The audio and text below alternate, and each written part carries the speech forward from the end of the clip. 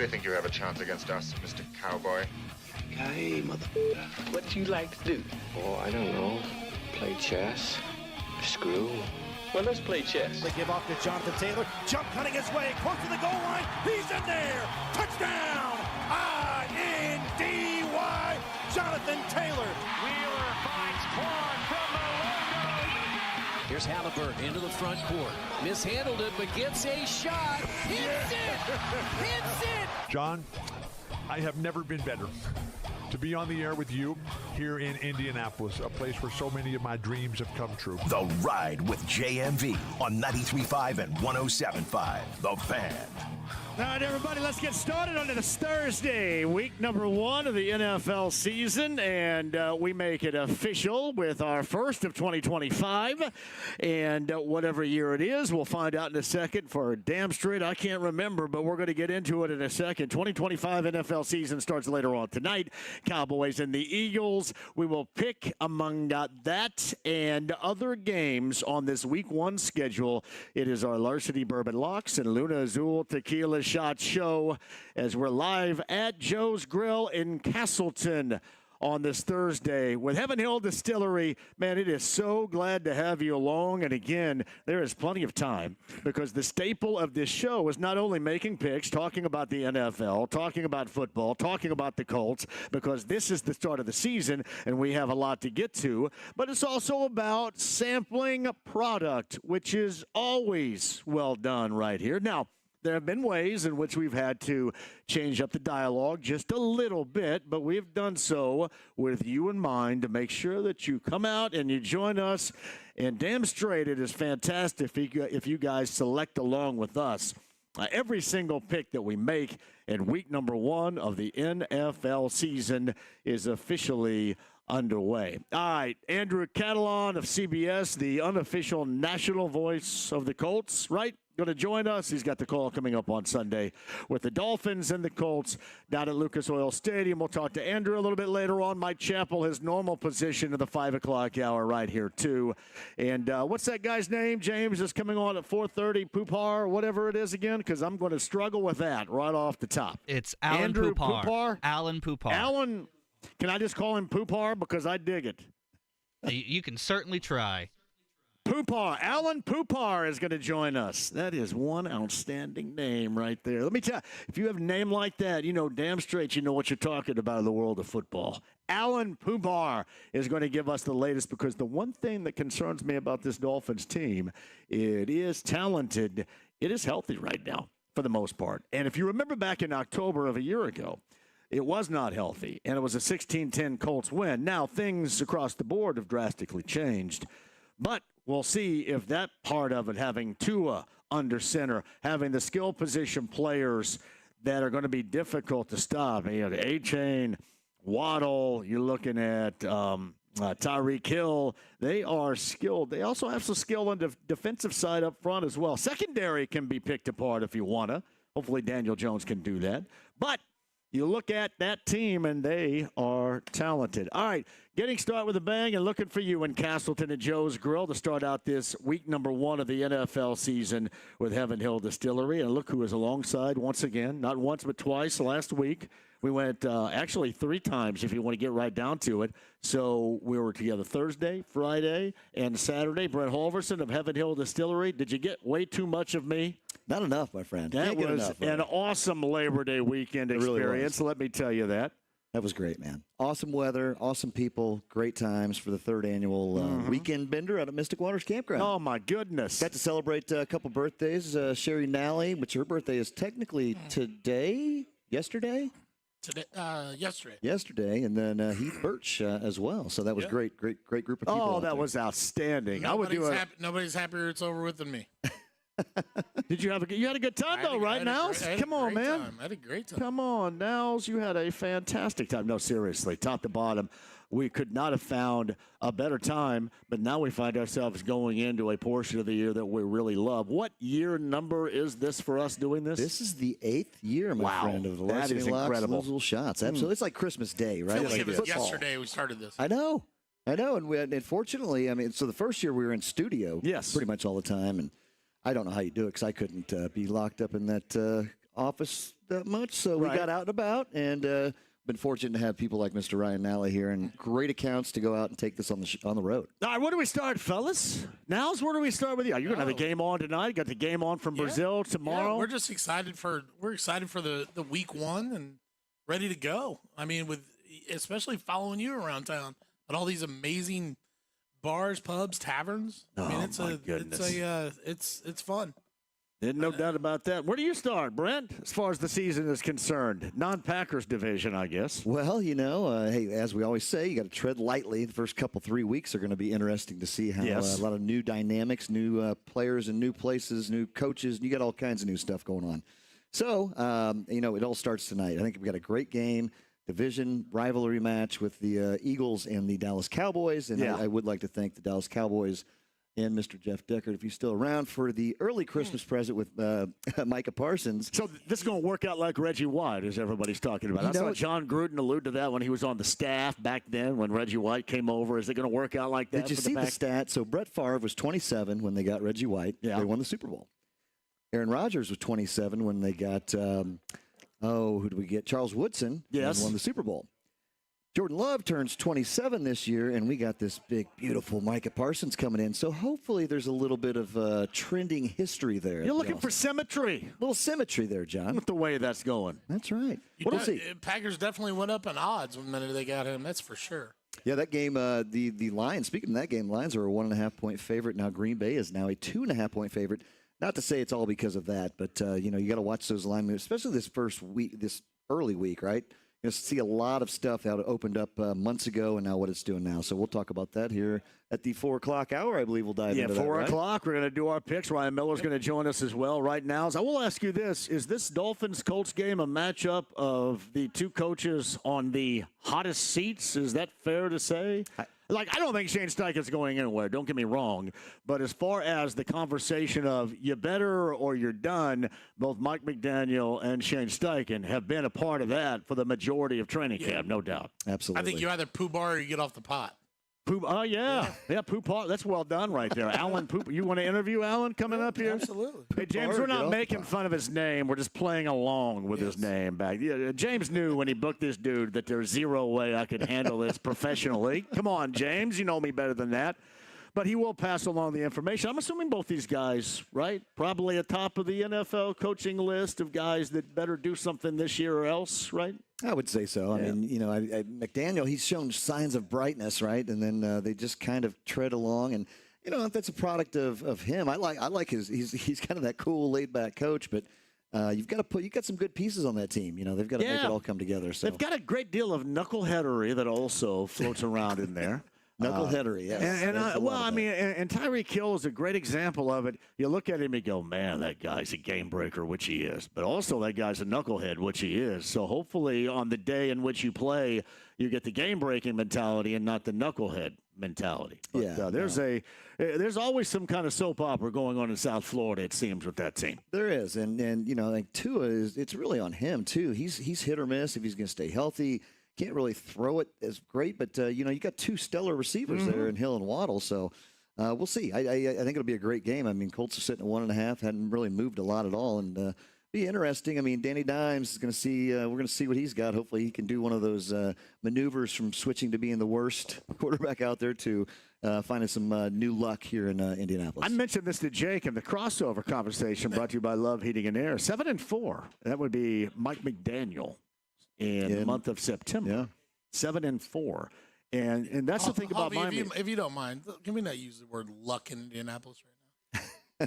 Too soon. Yeah, pick another word. Yeah, well, it's far away. No, 7-4 in September, and I think that stands to obviously you get in the latter portions of the season, whatever that might be, and Tua normally falls victim to an injury of some kind, as we have seen. Historically speaking, but that 7-4, that's tough to look over, I think, to start the season. If you're the Dolphins, especially if you're as healthy as they look, and we'll find out about that from Alan Pupart coming up at 4:30 or so today. I'll be looking forward to seeing what Mr. Pupart has to say. No doubt about that. 86.1 QB rating in stadiums with a retractable roof for Tua, by the way. How about nerd stat number 1 of the day when we break that down? It's definitely from outfield right there. Yeah. Our larceny bourbon locks, Luna's dual tequila shots coming up with Nally Miller, Brent Holverson, and me, JMV, in the 4 o'clock hour from Joe's Grill. We are in Castleton today. Would love to see you throughout the course of the afternoon with the samples. Hey, by the way, now don't leave just yet. I'm curious, what do we got here? As far as food, I saw what you gave pizza-wise because the great Randy Strand was hanging out with us a little bit earlier, which is awesome. He's listening right now. We love Randy Strand. We absolutely do. Newly retired and out enjoying life. He enjoys his retirement. He's a great guy. I've known him for quite a while. You guys Good ate golf pizza? Game too. Yes, you guys ate pizza. I watched. We did. And I watched. It looked really good. But what do we got? Yeah, we got half-price 16-inch pizzas on Thursday nights. Look at that, buddy. We're going to have Kelly Eisenhower, Ike. He's going to be on the patio, so you'll have the games out there, and you'll have the game sound on inside, and it's going to be a good Thursday night. We love Ike, don't we? Absolutely. Ike is the man. He's coming back from a 10-day stint out the Raceway Park or wherever he was at. Oh, was he out there with the NHRA? Out there with the Grand Nationals. Grand Nationals, yeah, absolutely. Now it's good to see you back at 4 o'clock with our Larceny Bourbon Locks and Luna's Dual Tequila Shots, right? Yeah. We shall do that. All right, it's a hard T, James says. Now, you say Pupart, not Pupar? Yes, I believe Whatever, it's buddy. Pupart. Pupart. I love it, This is going to go sideways. Man, James, you know when you booked that we're going to have struggles with it today, but it's okay. As long as he brings the information, that's all that really, truly matters. No doubt about that. And Alan joins us bottom of the 4 o'clock hour. Nally and Miller back with us coming up in the 4 o'clock hour to start week number 1. I do want to get to this, guys. We got Cowboys and Eagles to start the season coming up later on tonight, and a lot of the soap opera has been in Dallas, as it normally is. The trade with Micah Parsons not coming to a deal. Didn't want to pay 3 high-dollar guys and a wide receiver, a quarterback, and a guy on defense, so they chose the 2 offensive guys. How's this Cowboys team going to stack up against the defending Super Bowl champions, Brent? Well, I think their offense is there. I mean, what Dak Prescott are you going to get, number 1? But I think the addition of George Pickens is going to be huge for him. I'd agree with that. CeeDee Lamb is a machine, as we all know. Adding a guy like Pickens, you're really going to be – you're going to have another deep threat guy that can go after it, too. So what are we going to get in a Pickens, though? Are we going to get the deep threat guy that's the game breaker, or are we going to get the – well, you know what? I just don't know if I'm in this or not. What are we going to get? That's the unknown, right? So got a team that may not have the greatest level of leadership right there. Maybe a lot of going for our mentality. Hopefully that works out, but we shall see. I think it'll be a good game. I think it'll be kind of a higher scoring game, as most of these games will start slower. But I mean, it's a huge rivalry, right? And that spread opened at 7 to 8.5 right now, with the Eagles favored. A lot of money movement towards the Eagles, and a lot of that came after the Micah Parsons news last Thursday when we were at Sid's. Yeah. So there's been a lot of movement there. We'll see what happens. I think the way that these two teams play, no matter where they're at, what time of year, there's a lot of hatred there, and they play hard. So we'll see how Dak does. We'll see how the addition of Mr. George Pickens is. I think it's going to be good for him. I think we're going to have a decent game here, unlike what a lot of people are seeing out there with this pretty big number. Anybody at this table, anybody out there select Saquon Barkley as a part of their fantasy football league He was team? my guy last year, and who won? Yes. Well, first time in, I don't know, 15 years, something like that. Well, about $1.17. And they hang the banner tonight in Philly, too. Yeah, in 3 TDs and 2 meetings a year ago against the Cowboys. So if you were, you got it every game anyway, but you certainly got it against the Cowboys if you had Saquon Barkley on your fantasy team. That's something to watch for, as you would be anyway if you drafted him coming up later on tonight, Brent. Oh, absolutely. It was funny last night. We had a draft, and a couple of people were talking, and the Madden curse is upon Mr. Barkley this year, right? After everybody's on that Madden cover, they seem to go to in the schneid. So we'll see how that all plays out. But he's a stud. There's nothing you can say bad about the guy. I mean, I still think about that one move he did where he hurdled and jumped and twisted, and I mean, he's a machine out there. So if the Cowboys defense can contain him enough, I think we'll have a ball game. So 8.5-point spread as of right now, right? With the Eagles being the home favorite tonight, the defending champions. You look back at the NFL kickoff games, and they have been decided by 7 points or less in 5 of the last 7 seasons. Look at that. So 5 of the last 7 points or less. So what would be your persuasion? Maybe not with the Cowboys winning outright, But do you give that a little precedent considering what we have seen 5 out of 7 seasons in the past with a score like that? I like that nerd stat number 2, my friend. Thank you very much. I'm geeking out right here in front of everybody. Yeah. No, I do think this will be a closer game than the spread says. But again, you're going up against these Super Bowl champs. They're, like Nally said, they're hanging banners tonight. They got all kinds of stuff going on. It's going to be tough to go in there. It's going to be loud. Everybody's been waiting for this for 7 months to come back, and it's back. But, again, I think if Dak Prescott's healthy, I think with that new added weapon, I think it's going to stretch the field a little bit. And if they can get their run game somewhat going, which that's probably their biggest weakness, I think it's going to be closer to that 8.5. That is tonight. Now's any thoughts from Sao Paulo tomorrow with the Chiefs and the Chargers? An AFC West matchup that's being played very far south. I love the Chargers and the points. I do too. I'm right there with you. I'm going that direction too. A little preview. I'm going that direction. Buy a half a point to a full point. I love the Chargers and the points. I do. 196 and 2 TDs against Kansas City a year ago. That was Justin Herbert and his stats. Yep. So averaging. So you look at that and you look at their roster. The Chargers roster is pretty good. And what you're going to off the Chiefs is obviously they're consistent. They're always going to be there. Seemingly they'll probably be there again at the end of the year. But if you are vulnerable, maybe it's the vulnerability of being this far on the road against a division rival to start the season when things are fresh and new. The way you look at it right now, what, 3-point favorites, I think, last check? 3-point favorite, the Chiefs Chargers have added to that defense, too. Coming up on Friday night, too. So, and I don't think you're going to see the Chiefs be the Chiefs this year the way that everybody thinks they are. And much like many of the people, I think, that end up traveling to Brazil, it seems like they may be running from something, and Jim Harbaugh is always kind of running for something, so you got to get that mesh and that connection right there. Running for something down in Brazil, and I'm Jim. So, maybe there's a bit of a connection right there with the Chargers. Coming up tomorrow night from South Paulo. He's still running from the Michigan something. Always. Well, here's the thing. How would you like to feel that?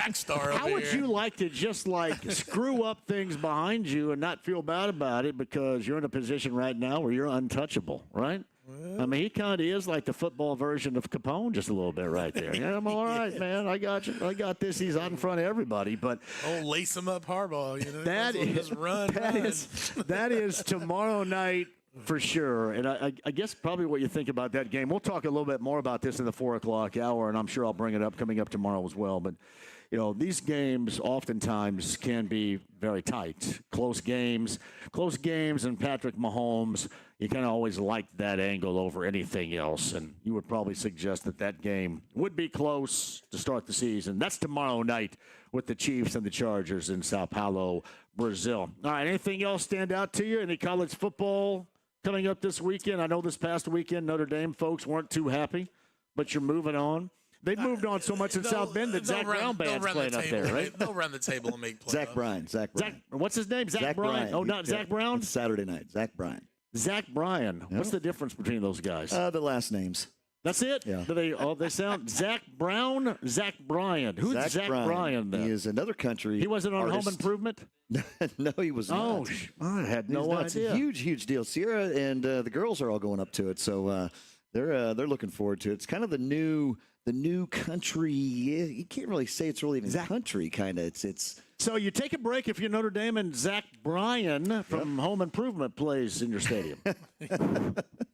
That's what they're going after. They're looking for a new crowd. Zach Bryan, man. All right, then. Well, any surprise regarding Notre Dame, IU, Purdue over this past weekend as we get settled in for college football coming up this weekend? Notre Dame, that game kind of surprised me a little bit. And even, what was a great game, low scoring, that Texas-Ohio State game. Yeah.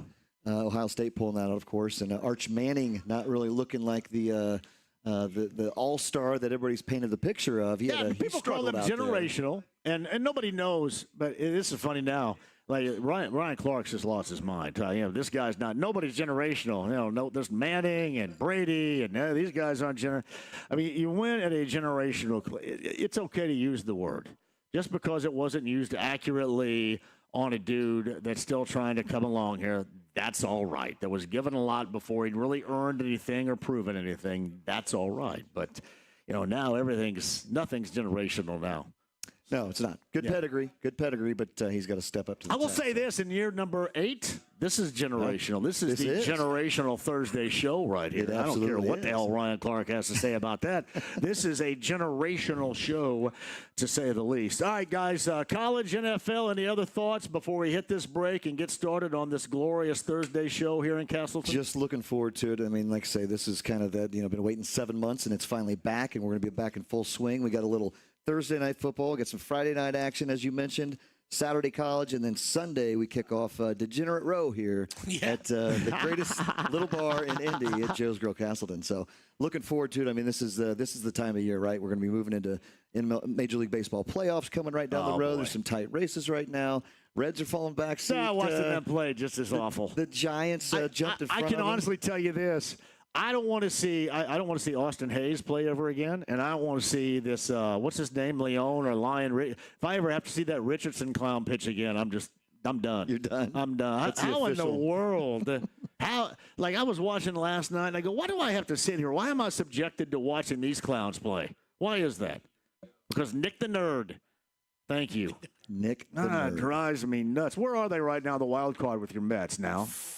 4. Are they really? They're 5.5. The Giants they've won 11 out of 13, and they've just moved in front of the Reds for that first spot behind the Mets. Big weekend coming up, though. The Mets in Cincinnati. Mets and Reds. Ellie's been terrible, too. Yes. Ellie kind of looks like me at the plate right now, and sometimes in the field. I love me some Ellie, but it's not working right now. It's a good spot for the Mets. I've seen Mets blow. It's a good spot for the Mets against Cincinnati. Please, no. I don't want to have to. Austin Hayes, I can't do it anymore. Is his name Lion or Leon Richardson? His last name is Richardson. Leon. And he's terrible. I can't stand it. I don't know if I like any of their relievers, to be honest with you, but it is absolutely brutal. But we are getting to that point of the season to where it's time for. I think Nick Hall has a therapist. Coach Kent Murphy. He's got a therapist now. Oh, I bet. Yeah, there's no doubt. I'm assuming he's doing well too. He's doing well. He might be up here, but Colts. Watching a game with Nick with the Colts, Degenerate Row is he'll start losing his mind. So you're not going to Brookville for the camping event with a bunch of dudes? I'm not. That sounds like a lot of fun. No.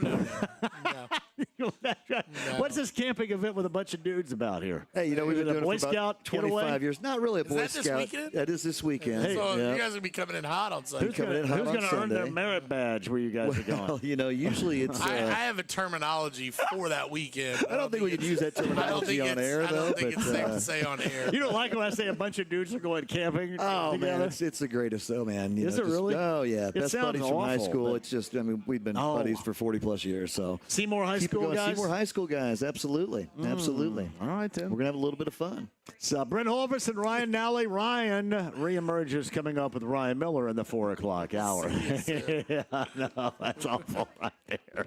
I'm glad you're off camera, both of you guys. All right. We're at Joe's Grill. We are in Castleton. We are looking for you. My man Brandon is over there right now. Just got here. Good to see you. I know Billy is here, too. The sampling begins right about now. Telling you, I know it's been a short week, but that doesn't mean you don't deserve to blow out of work early on a Thursday or on a Friday tomorrow. This is it.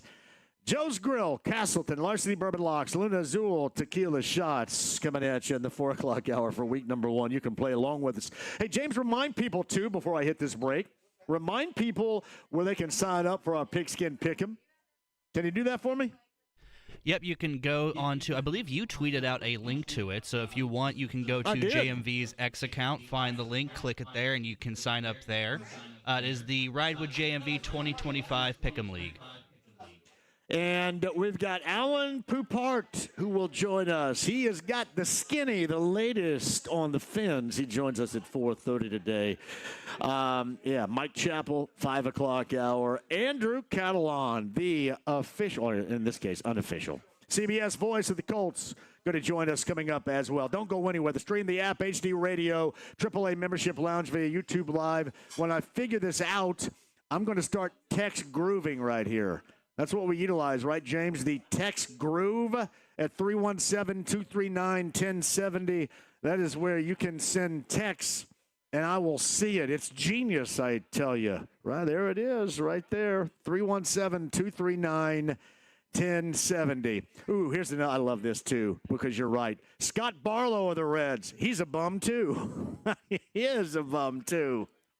A lot of them are bums right now, brother. Thank you. Quick break. We shall return on the other side. We are glad to be back in this NFL season and at Joe's Grill in Castleton. Heaven Hill Distillery with our Large City Bourbon Locks and Luna's Jewel Tequila Shots on 93.5 and 107.5 The Fan.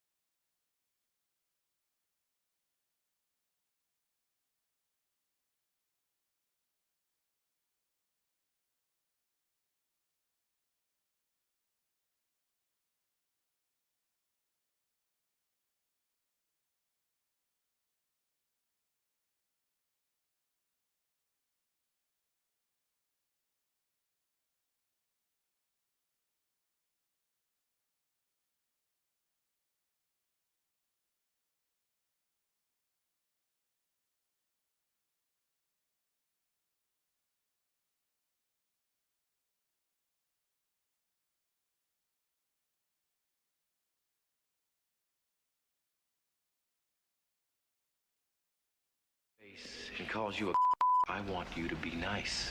93.5 and 107.5. The Fan. Oh, Larceny, Bourbon Locks, Luna Azul Tequila Shots. You guys really like this guy. Billy Idol, Joan Jett, last Saturday, Ruoff. Hell, I think Billy Idol's about 70 years old. I saw a couple clips of him. Did he play Flesh for Fantasy? I don't know. I didn't get into the whole set list of things, but I know he did all the the White Weddings of the world and all the Flesh Billy for Fantasy Idols. was one of those songs back in the day. We go, hey man, that's kind of dirty right there. That was your theme song, wasn't it? Oh man, Flesh for Fantasy. Yeah, mine was Sitting at Home by Myself. That'd have been my song. I don't know. Dancing with Myself would have been my song because you know what that's about.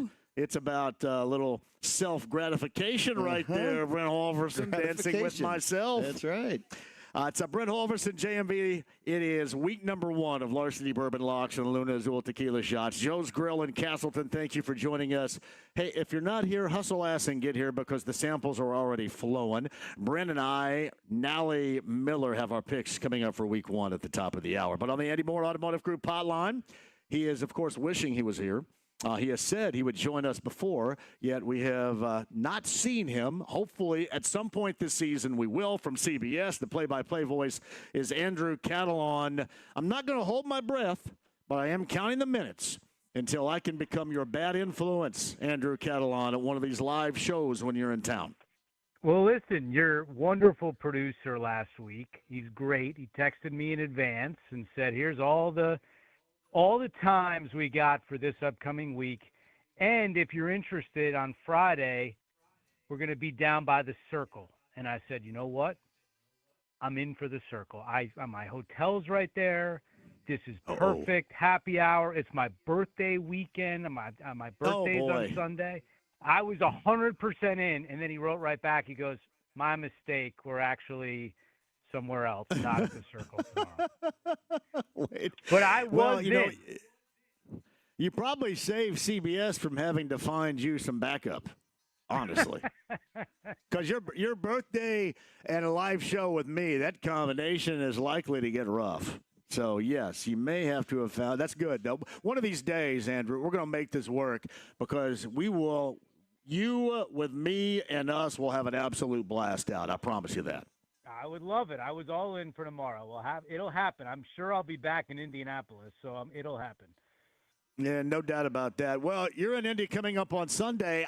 Honestly, Andrew, I have a tough time kind of looking to see what's going to happen because I think it's fortunate for the Colts. They start the season at home, and there's a little enthusiasm there, but it's fortunate for the Dolphins. They start the season with relatively few injuries, especially at the skill positions and at quarterback, and they've been really good and a prolific offense in September games under McDaniel. So I don't know if the Colts are catching them at a good time or a bad time to start the season. What do you think? Yeah, I think week 1 is always a little strange. You just don't know if there's going to be some type of new wrinkle. There's not a lot of video or film to go off. You're going back to last year, but now each team has different pieces, especially the Colts with the new quarterback. But I would tend to agree. I think that, you look at this Dolphins team, and it seems like Tyreek Hill, Jalen Waddle, and Devon Achane are ready to go behind a healthy Tua. It looks like their offensive line is beefed up and better than it was in years past. Now, their secondary, you could certainly point, holes at, and, they're not going to go like the 72 Dolphins this year. But on paper to start the season, I think it's a pretty good Miami team. The question is, will they hold up for the entire year? But, yeah, I think it's an interesting game. As I've dove into it this week with my prep, I've become more and more intrigued and really not knowing what we're going to see on Sunday because – it could come at you in so many different ways. So it's an intriguing matchup, and I agree with you that I'd rather get Miami later in the year, maybe when they're not healthy, than week 1 when they seem to be firing on all cylinders in terms of health.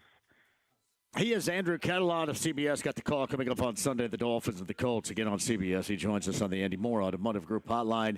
So, did you allow your vision to be clouded regarding your perception of Daniel Jones? Because I'm assuming from what you have heard and witnessed throughout your time near NYC and how he's been described for 6 seasons as a quarterback for the Giants, and then trying to separate that from what you might expect with a landscape change in Indy in year number 1. Have you had to separate that? Because I'm assuming you've heard probably the worst about Daniel Jones over the past 6 years for the most part. Yeah, and I've called his games, and including last year. I had the game when they actually won in Seattle earlier in the year, and I was in the building with the Giants the week that he was let go last year. So I've been around Jones, and as you said, I live in the area, so the Giants are something I'm always seeing on TV and hearing on the radio. Look, I mean, I think that we've seen it, if you want to spin it positive, we've seen it in the last few years with a guy like Sam Darnold, where a change of scenery and a new coach, paid dividends. And I think if you're a Colts fan, that's what you got to hope. You got to think that getting this guy out of New York, maybe the fresh perspective he got in Minnesota late last year, and now a new start in Indianapolis, he's going to have a similar type rebound that we saw with Sam Darnold last year in Minnesota. I mean, you could certainly go down the cave of, well, he's look at his record, look at his turnovers, look at his health, and be very disappointed. But I think week 1, you're a Colts fan, you got to think, all right, hopefully this is a guy that has a resurgence and a rebirth in a new place. Well, Andrew, they think that he fits. And, why not? Because Anthony Richardson, simply put, has not so far. Going into year number 3, did not win that quarterback competition in the offseason into training camp. But they feel he fits. And for the most part, Andrew, they feel that he fits because of procedurally and what he does operationally even before the snap. And then it's more about the decision-making than it is what people view as a level of talent. So I guess that begs the question, is there enough talent to support what they expect out of Daniel Jones with this Colts offense this season? I mean, that's the hope, and I saw what Coach Steichen had to say yesterday about finding completions and operationally getting them in and out and finding the right, route and, not knowing when to take the deep shot and checking it down. Yeah, I mean, I think he can be successful in that system. I mean, everyone's going to point, if you're supporting Jones, to the playoff year with the Giants in 2022 when he had a really good year, won a playoff game, got paid after. Yes, he has shown those flashes. The Giants, to be fair, also haven't had a ton of talent around him the last few years, especially on the offensive line.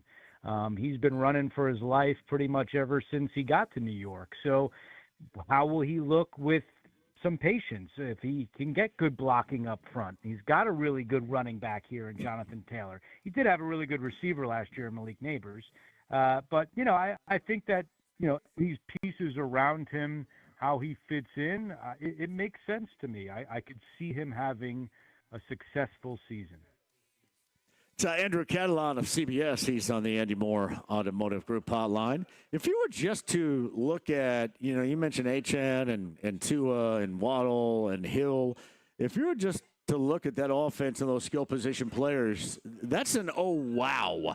But what is the reality, you think, of this team? And, again, does it all depend on exactly the level of health week in and week out with Tua? And it's fortunate they start the season, and he's good to go. Yeah, I mean, I think the reality when you look at last year with Miami is that everyone knows they have these speed guys. Everyone knows they like to take vertical shots down the field.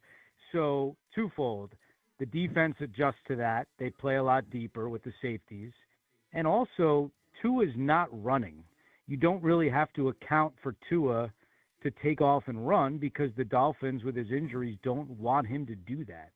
So until Miami can establish the line of scrimmage and take advantage of some shorter underneath routes where you got to keep the defense honest, it's hard for them to air it out deep because the defenses are ready for that. So I think that was the problem last year with Miami, in addition to their health. So with these new pieces on the offensive line, can they maybe, get a running game going more consistently, take advantage of those underneath routes, and that would open up the vertical shots that we saw in years past, but not last year. That's Andrew Catalon with us on the Andy Moore Automotive Group hotline. Any outliers here, which I mean, anything maybe we're not talking about, because a lot of this is easy and unoriginal and surface conversation we're having right now, but anything in looking at both teams and studying both teams going in that may take you by surprise that nobody's talking about going into this Sunday matchup in Week 1? Well, I'll give you one player on each team. Miami, Darren Okay. Waller is a big mystery at tight end. I mean, he came out of retirement in July. He barely went through any part of training camp because they didn't want to get him hurt. Now he's got a hip injury on the injury report. They don't have a lot of depth behind him at tight end. So I have no idea what to expect with Darren Waller and how much he'll play, if at all, in this game for Miami, which could be a huge hole at tight end. And for Indianapolis, I mean, Xavier Howard is kind of in a similar position. Didn't play all last year, signed with the Colts on August 18th. Going to be thrown into the fire, I think, pretty quickly. And I think that Miami will see what their old teammate has by going at him. How does he hold up with Tua and the speed that we already talked about? So I'm curious to see how those two players, both coming off a year away from football, respond here in Week 1. So Chubb and Phillips and they've got some dudes. We know that to be sure. One dude that we know and has a history of doing it at a high, I should mention Chop Robinson as well, but one dude that is a veteran they brought in is Matthew Judon. You have any level of expectation for what he might offer this team defensively? Maybe not even in Week 1, but certainly in his time there. There's a reason why they brought him in, and there are comparisons to be made of the past with a veteran like that defensively. But yeah, he has been fantastic at consistent quarterback pressure. Do you think that he can kind of stir those echoes of the past a little bit with this group defensively? Yeah, I mean, I think you've heard their defensive coordinator, Anthony Weaver, say and point to the Giants when they beat the Patriots in the Super Bowl, all the depth up front, rotating defensive linemen to have constant pressure. I think that's what he's thinking. And when you mentioned Chubb and Phillips, they also missed basically all of last year. Chubb did, and Phillips got injured in Week 4 with a torn ACL. So who knows how they'll be coming back from very serious injuries. And both of them have had a history of injuries as well. So I think that Judon could be a piece that rotates in, and then if Chubb and Phillips go down, then you've already got an established veteran. I think you look at Miami, they're going to get after the quarterback. The problem is can they stop anyone in the secondary? Their corners are certainly a question mark going into the season, and I think their thought is we've got to get after the QB to protect our secondary because they have had a number of injuries already back there, and they traded Jalen Ramsey. So that's where they're thin on defense. They have to apply pressure and compensate for that. All right, one of these days, really soon, he is going to join us out for a fantastic time. He's going to be, you can be like the James Spader to my Rob Lowe in Bad Influence. You remember that movie? That's kind of what you're going to be Spader, and I'm Lowe. But you're saying that if I do this, then we have to have another play-by-play person like in Indianapolis to take my spot. Is that what you're saying? You got somebody in the bullpen just in case? All right. We'll get them lined up. Well, it's going to be good to see you, man, whenever you are able to come out. But we appreciate you coming on, too, whether we're talking about football or basketball. Man, always great content from you, Andrew. We appreciate that. And safe travels to get to Indy, and hopefully we run into one another coming up this weekend at some point. I would love that. Thanks so much. Andrew Catalon of CBS. He's a good dude on the Andy Moore Automotive Group hotline. Brett Halverson is also a good dude. He reemerges with us coming up on the other side. We've got our Larceny Bourbon Locks and Luna Azul Tequila Shots. Week number 1 is just 15 minutes away. So we've had an issue with the Pigskin Pick'em. Somebody has said, these are just straight-up pick'ems. What about the spread? And the question is, would you guys like the spreadability? And maybe the champion getting some spreadability of his or her own. We'll talk about that coming up on the other side of that opportunity that James back to the studio has created for you. The Stream the App HD Radio, the AAA Membership Lounge via YouTube Live. Hello, everybody watching live from Joe's Grill, Larceny Bourbon Locks, Luna Azul Tequila Shots. Week number 1 coming up at 4 o'clock. Stay right there. 93.5, 107.5 The Fan.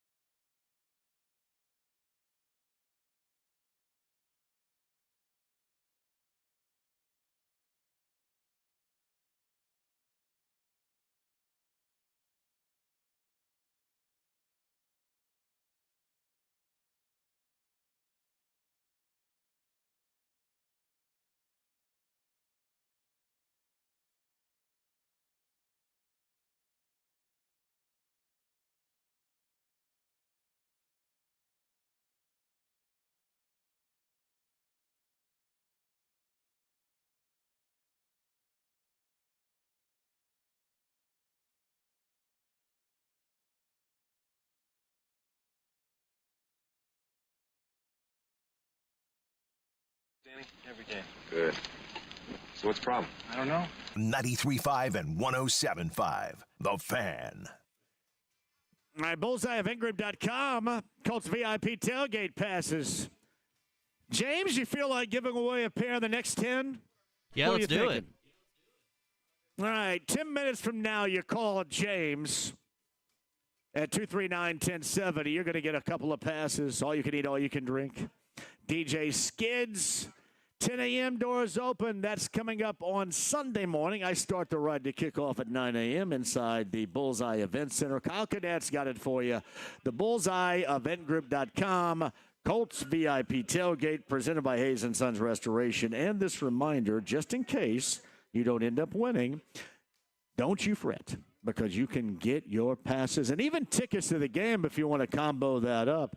Do it right now at BullseyeEventGroup.com. Brett Halverson, JMV, Nally and Miller are going to join us. We are at Joe's Grill. We are in Castleton for our first week of Larceny Bourbon Locks and Luna Azul Tequila Shots. All right, before we get to 4 o'clock, anything stand out in the matchups regarding week number 1? On here, you're going to say the Lions and the Packers for obvious reasons. Niners and Seahawks, I think, is a game of interest. And I'm going to give you, because it's third-year head coach Jonathan Gannon, and nobody really cares. It's the Cardinals. But they always seem to get close, but no. Now is the time, or not the time. I'd mentioned the 2 coaches coming up on Sunday at Lucas Oil Stadium are on the hot seat. I'm assuming Gannon is probably, it's either time to put up or shut up in the deserts as well. Cardinals could be a game of interest, considering you can see the makeover and the adjustment that New Orleans is making right now as far as that team in the future holds for them. You know, I think that game in particular, I mean, you're right. I mean, they're kind of always that 500 team. Yep. They come out, they play well, then they fall back. They've got the tools. It's really Kyler Murray, right? Can he withstand it, and can he utilize some of the players that they have? Now, the thing that I don't like about the New Orleans Saints is their quarterback situation, right? Their quarterback situation with Spencer Rattler back there. I don't really know that that's their answer to. I think that's going to be the Rattler. That's one of the bigger He's lines. not like Ken the Snake Stabler. He is definitely not like him. He is the Rattler. But, yeah, I think that'll be interesting. As far as games to me that really stand out, I mean, it's that Baltimore Ravens-Buffalo Bills game. I think that is going to be really kind of going to just kind of kickstart the season, watching those 2 powerhouses go after it, because I think one of those 2 teams right there are probably your front runner for the AFC contender coming in February. Yeah, I could buy that too. Really, I mean, across the board, it is so fresh and new. It's always good to see this week 1. We get a little bit apprehensive about some of these matchups as you find out the true identity of these teams a little bit further on. You know, another one that I want to think about too is with the Bengals. And we talk about the Colts and their slow starts around here. That's well documented, going all the way back to 2013 or whatever.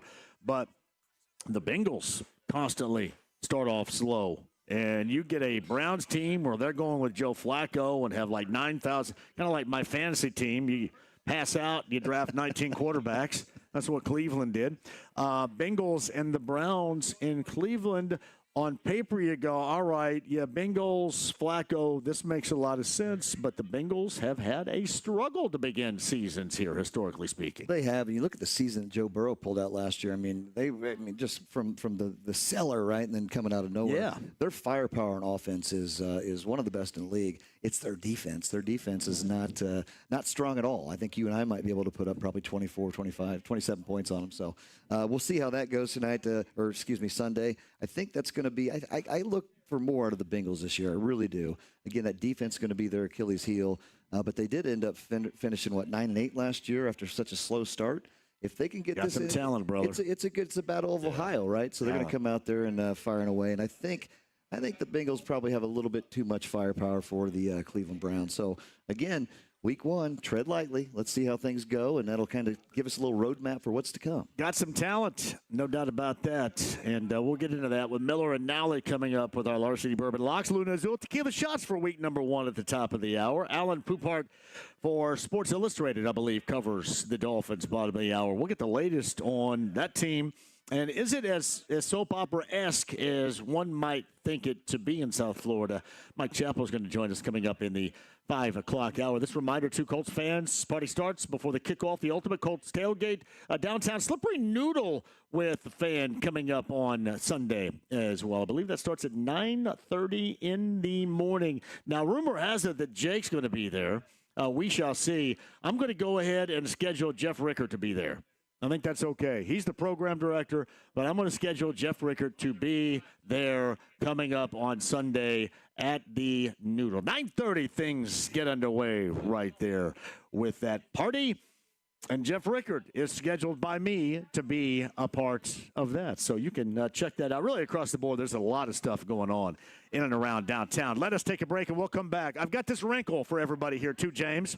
I've got a wrinkle because we're doing 317-239-1070 with the text line. I want the text line to follow us, and you tell us through the text line exactly what you think about our picks coming up in full detail. Graphically, if necessary, tell us what you think about our picks on the fly. That's instant reaction, instant feedback at 317-239-1070 on the text line with the Larceny Bourbon Locks, Luna Azul Tequila Shots. That is coming up next. Live from Joe's Grill in Castleton with 93.5 and 107.5 The Fan.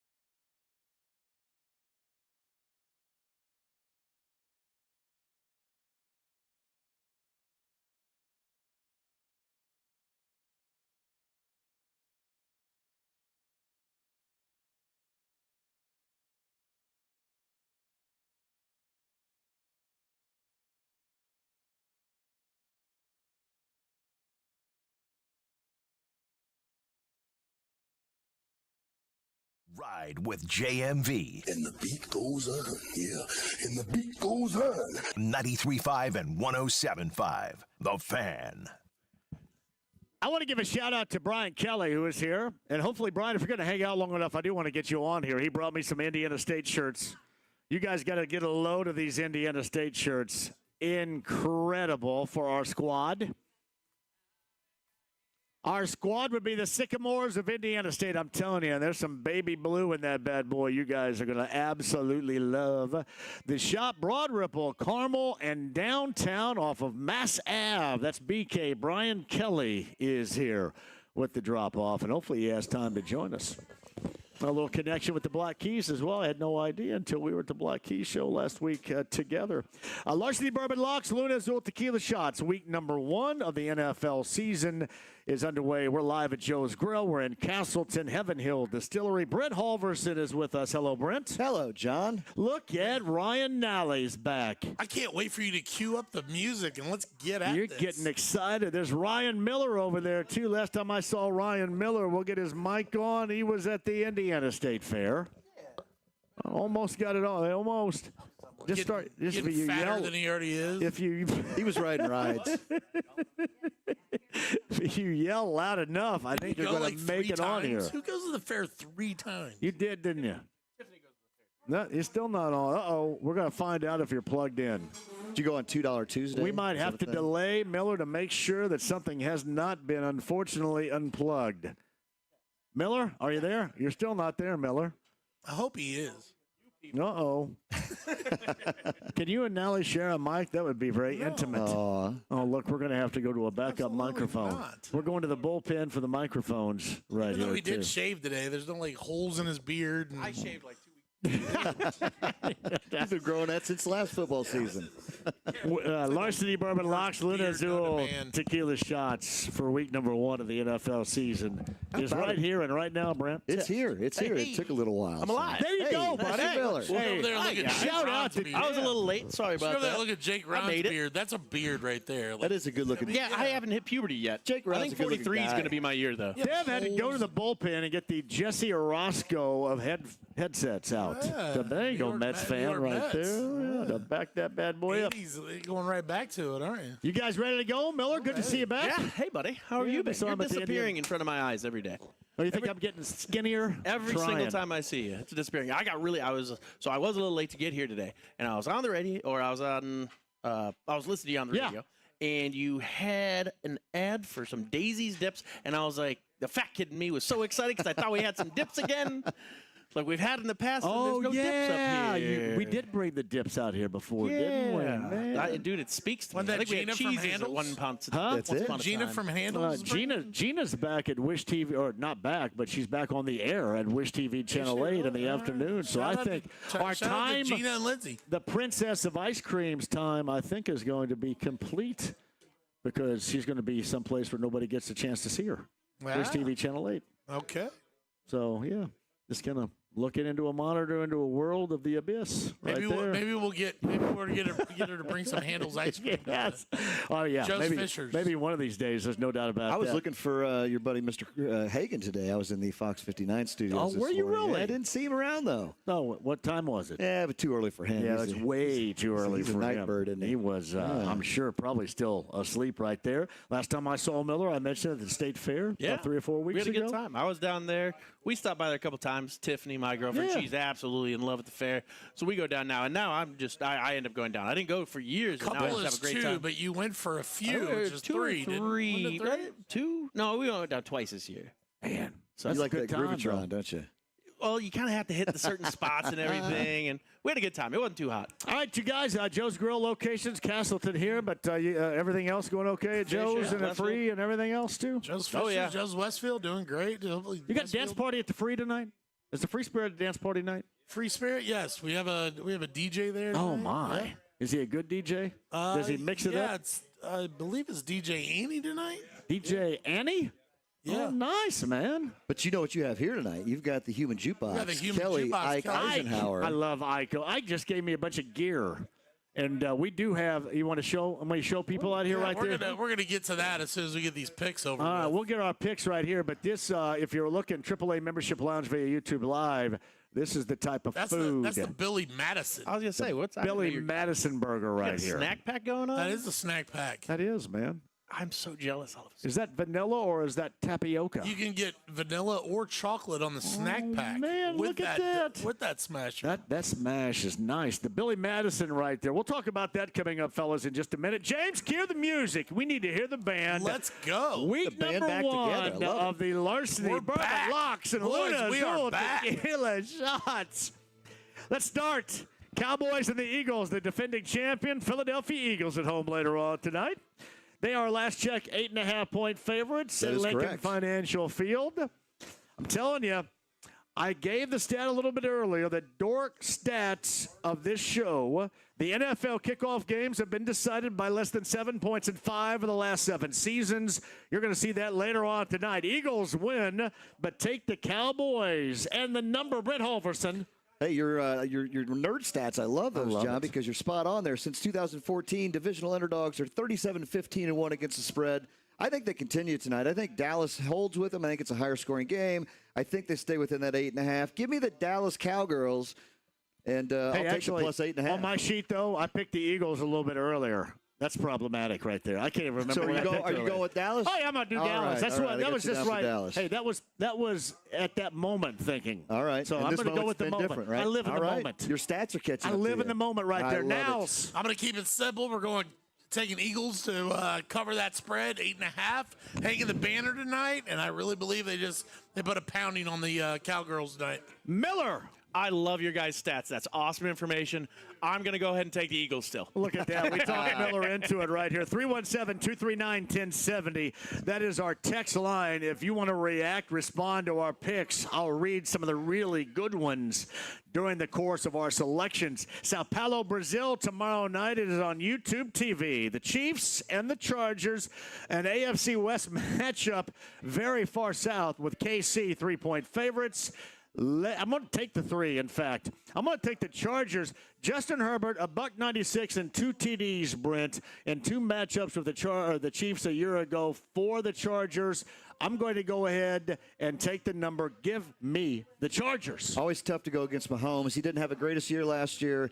Probably going to bounce back a little bit, but I still don't see that. I think the Chargers, I think their defense is strong. I think this is going to be a lower scoring game within the low 40s. I think the Chargers win the game outright. So that being said, I'll take the +3. Give me the Chargers +3. Now's what do you got over there, brothers? Chargers +3. Ryan Miller. I'll go against the grain. We'll take the Chiefs coming with a chip off their shoulder from the way the season ended last year. Let's go. No, give us the conventional Sunday matchups. 1 o'clock Sunday on Fox. The Buccaneers and the Falcons. Last check that game. 1.5-point favorites of the Buccaneers on the road against Atlanta. The Falcons with a young quarterback. That's Michael Penix Jr., year number 2. Baker Mayfield established 5 straight playoff appearances by the Buccaneers. But I'm going to take the home team in this one. Give me that 1.5 and give me the Falcons on the ground with the win, Brent Holverson. No Falcon way, Mr. Nally. I'm going to go against that right there. I like these Buccaneers. Baker Mayfield had a heck of a year last year. I think he's going to continue. He's got some firepower there. I like Bucky Irvin a lot. I like the give me Tampa Bay. They're going to win this game 30-23. I'll lay the 1.5. Tampa. Nels. JMV, no bucking way. We're taking the you look. That's a new angle on that right there. Yeah, I gotta get. I think you just cost my producer the penny pants back at the studio. No Falcon way. I'm saying no bucking way. Taking the Tampa Bay Bucks and the -1.5. Miller scaring people back at the studio. Yeah, I really. I haven't Those really. Those enjoyed are getting ready. They're just waiting to charge you. I was kind of surprised by it, but I'm going to stick with the Buccaneers on this one. He's been a lot of fun to watch. Larceny Bourbon Locks. Luna's Old Tequila Shots. 1 o'clock start on Fox on Sunday. Features the Bengals and the Browns. I mentioned this stat, too. Well documented that the Bengals have had slow starts, kind of like the Colts we have seen in recent history. And you saw a lot more of Joe Burrow, if you remember, in the preseason because his ass was running for his life. Last check right there. Man, here's how I look at this Bengals and Browns matchup here. You have the Bengals at 5.5-point favorites on the road at Cleveland. I think much like we'll talk about with the Colts, you're going to see a team of the Bengals buck that trend. Give me the Bengals, lay the number on the road in Cleveland. Brent Halverson. Yeah, I think so, too. And, again, like we said earlier, Joe Burrow, he's still one of the best in the league. Look at his receivers out there. He's got Jamar Chase, T. Higgins. He's got the full-on onslaught back there. I'd like the Bengals to go in there. They're going to cover this 5.5, win it 30-20 over the Browns. What will Brown do for you, Mr. Nally? Am I allowed to use this is my larceny lock of the week? Am I Lock allowed it to up, use that? buddy. Lock that thing up right there, I think buddy. you bet the dog, the house, not the kids, but maybe the wife. You could probably do that. I like it. If you want to lay the lumber, I think that you bet it all on the Bengals minus 5.5 this weekend.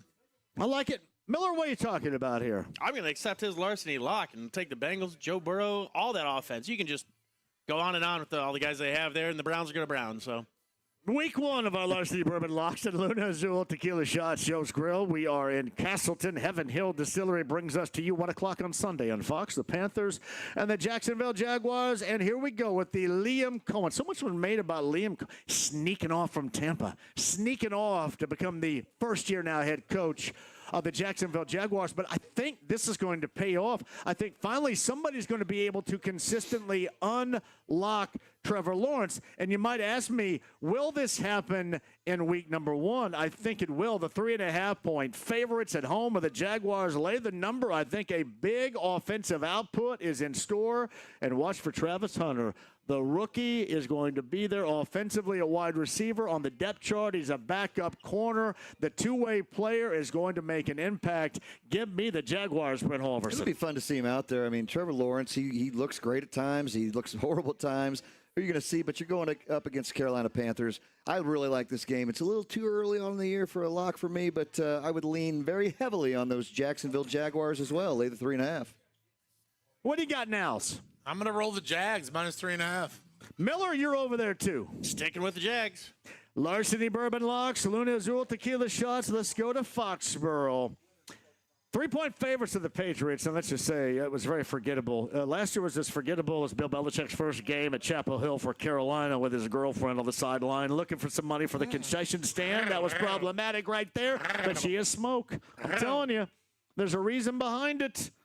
He's smoke. All right, Patriots 3-point favorites at home against the Raiders. Mike Vrabel in his coaching debut. Pete Carroll is about 105 years old making his coaching debut for the Las Vegas Raiders.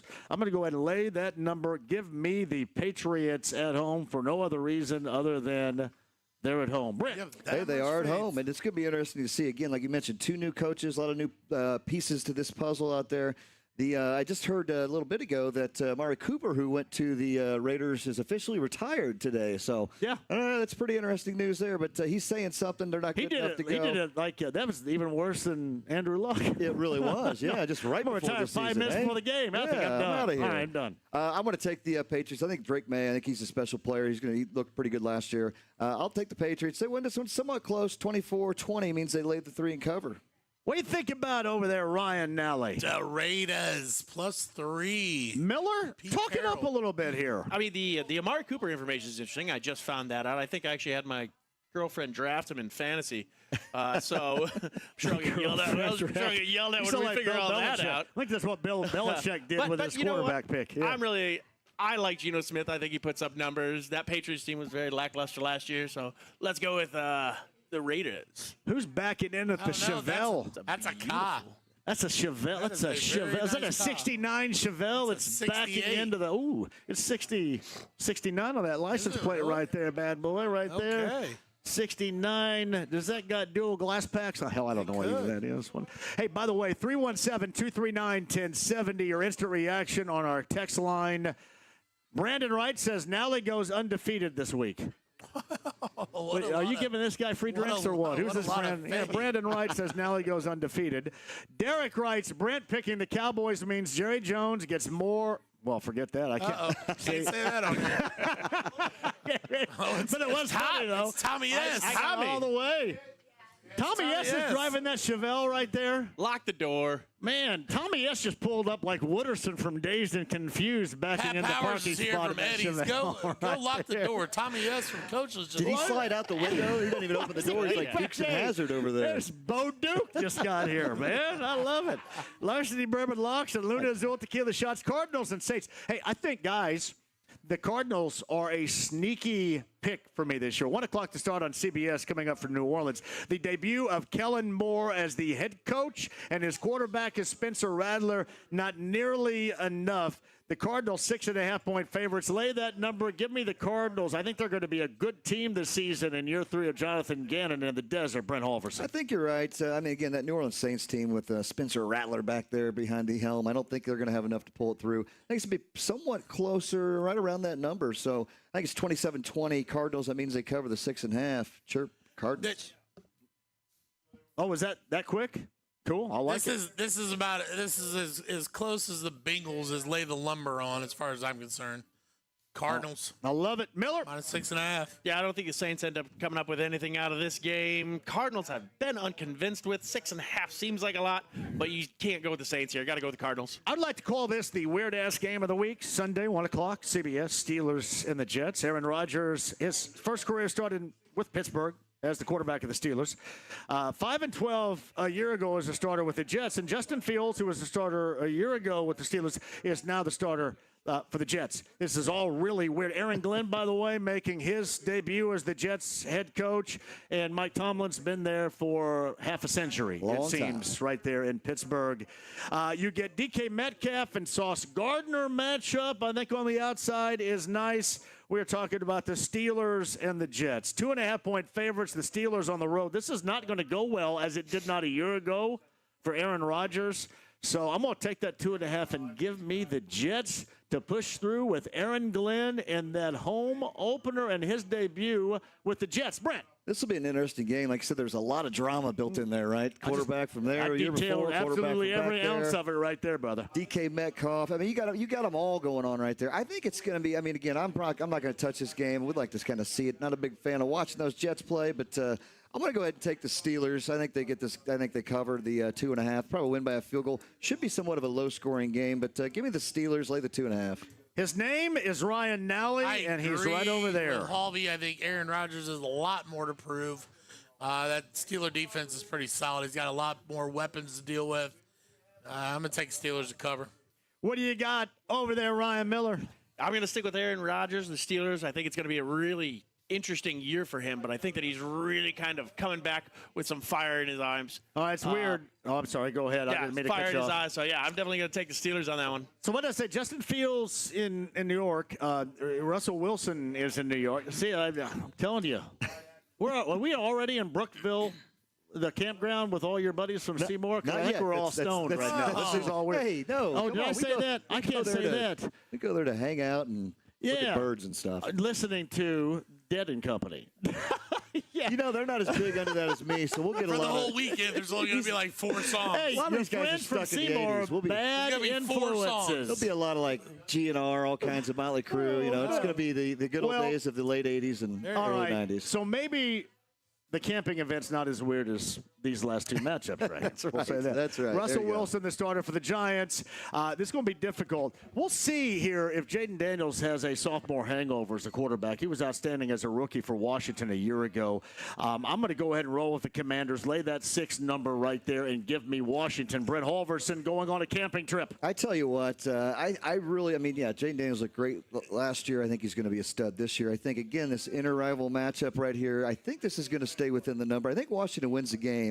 But for my man, Pat Powers, I'm taking the New York Football Giants plus the 6 points. And I think they hold it close, 24-20, something like that. They stay within that number. And I will say this. I think Russell is just a huge improvement, right? But I think we see Jackson Dart probably week 4, week 5. I think we're going to see some movement on that. I actually put a big, nice little wager on the Giants over 5.5 wins for the season. Let's get it started right here. Giants. You know what? I love Pat Powers too, but... And I'm sure on Sunday when, the camping trip is over and they're back on Degenerate Row, they're going to be out of bodily fluids and not thinking right. So it'll be Washington Commanders -6. Wait, they'll be ready to hydrate. They'll be ready to hydrate. Miller, what do you got over there, brother?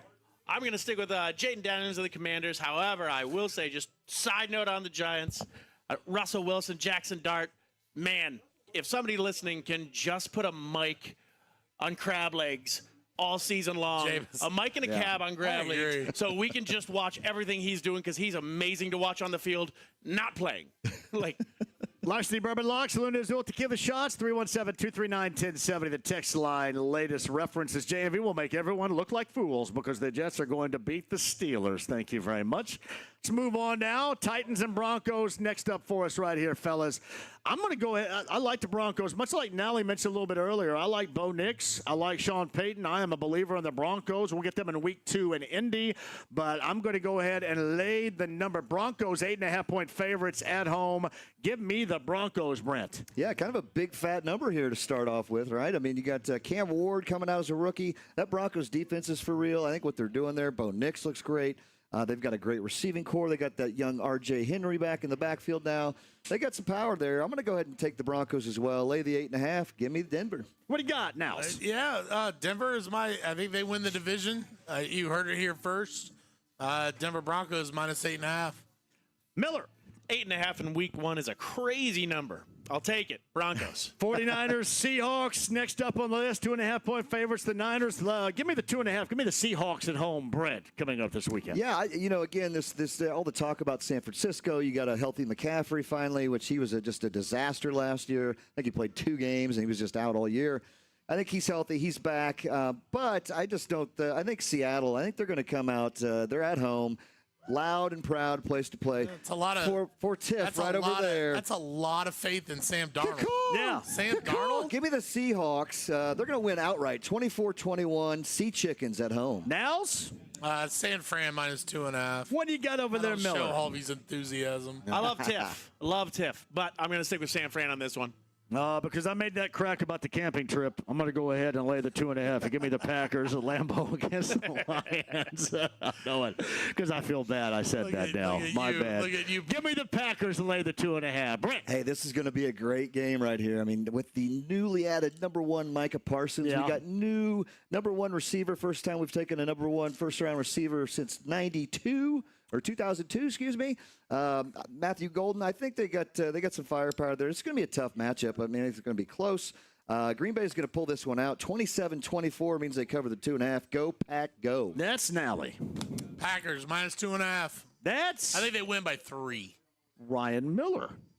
Go, Pack, go. I'm going to go with the Packers. We're doing some interesting stuff this season. Obviously, taking the wide receiver first. Our cornerback situation got interesting with Jair Alexander, and now we've kind of spread it out. So, Micah Parsons there, Xavier in the back. We have a lot of fun stuff going on all across the board, but that Lions team is tough. But go, Pack, go. All right, Larceny Bourbon Locks, Luna Azul Tequila Shots. Tough one on the road for the Texans. 3-point dogs at the L.A. Rams. I'm going to lay the 3. Give me the Rams in week number 1. The Texans fall and start 0-1 on the season, Brent. The only concern I have here is Stafford, right? Like, how is he doing? You just haven't seen enough, heard enough of him. He's going to be out there. He is starting. But how is he going to be? He's got a little injury kicking to him. But I love the addition of Devontae Adams. I think with Puka Nacua, they've got a lot of firepower. I like these Rams quite a bit this year. I did bet them on the over 9.5 on the season. I think they get their first one. Barely cover this one. 24-20. Give me the Rams. Lay the 3. He's Nels. Rams minus 3. That's Ryan Miller. Stafford's only 52 years old at this point. I think he'll bounce back great. I'll take the Rams. All right. Ravens and Bills on our Larceny Bourbon Locks and Luna Azul Tequila Shots. Is this finally the year for the Bills to break through in the AFC? I would suggest yes. I'm going to go ahead and take that 1.5. Give me the Bills at home in Buffalo. Brent. I think this is going to be an outstanding game to watch. It'll be fun. Great way to start off Sunday night football at 8:20 on Sunday. This game has moved quite a bit. Bills opened up as a 1.5-point favorite. It's now a 1.5 point the other way with the Ravens being favored. I think it's going to come down to all-around power, and I think that's going to come from the Baltimore Ravens. I think they go into Buffalo and they get the W. 27-24, lay the 1.5. Give me the Ravens. Ryan Nally. I think this is a fun game to watch. After Sunday, I might be watching with one eye by the time the game starts. But Sleep with one eye open. I'm taking the Bills plus 1.5. Oh, who did I take? The Bills. Thank you. I'm with you. Bills 1.5 at home. Ryan Miller. I got to stick with the Bills at home. Tough to bet against them there. Vikings, Bears, Ben Johnson debut. Oh, but the Vikings with J.J. McCarthy. Oddly enough, I'm going to go ahead and I'm going to lay that 1.5. Give me the Vikings on the road with the Bears. There's still a lot to figure out with the Bears, and they may not get it figured out offensively this season. Brent?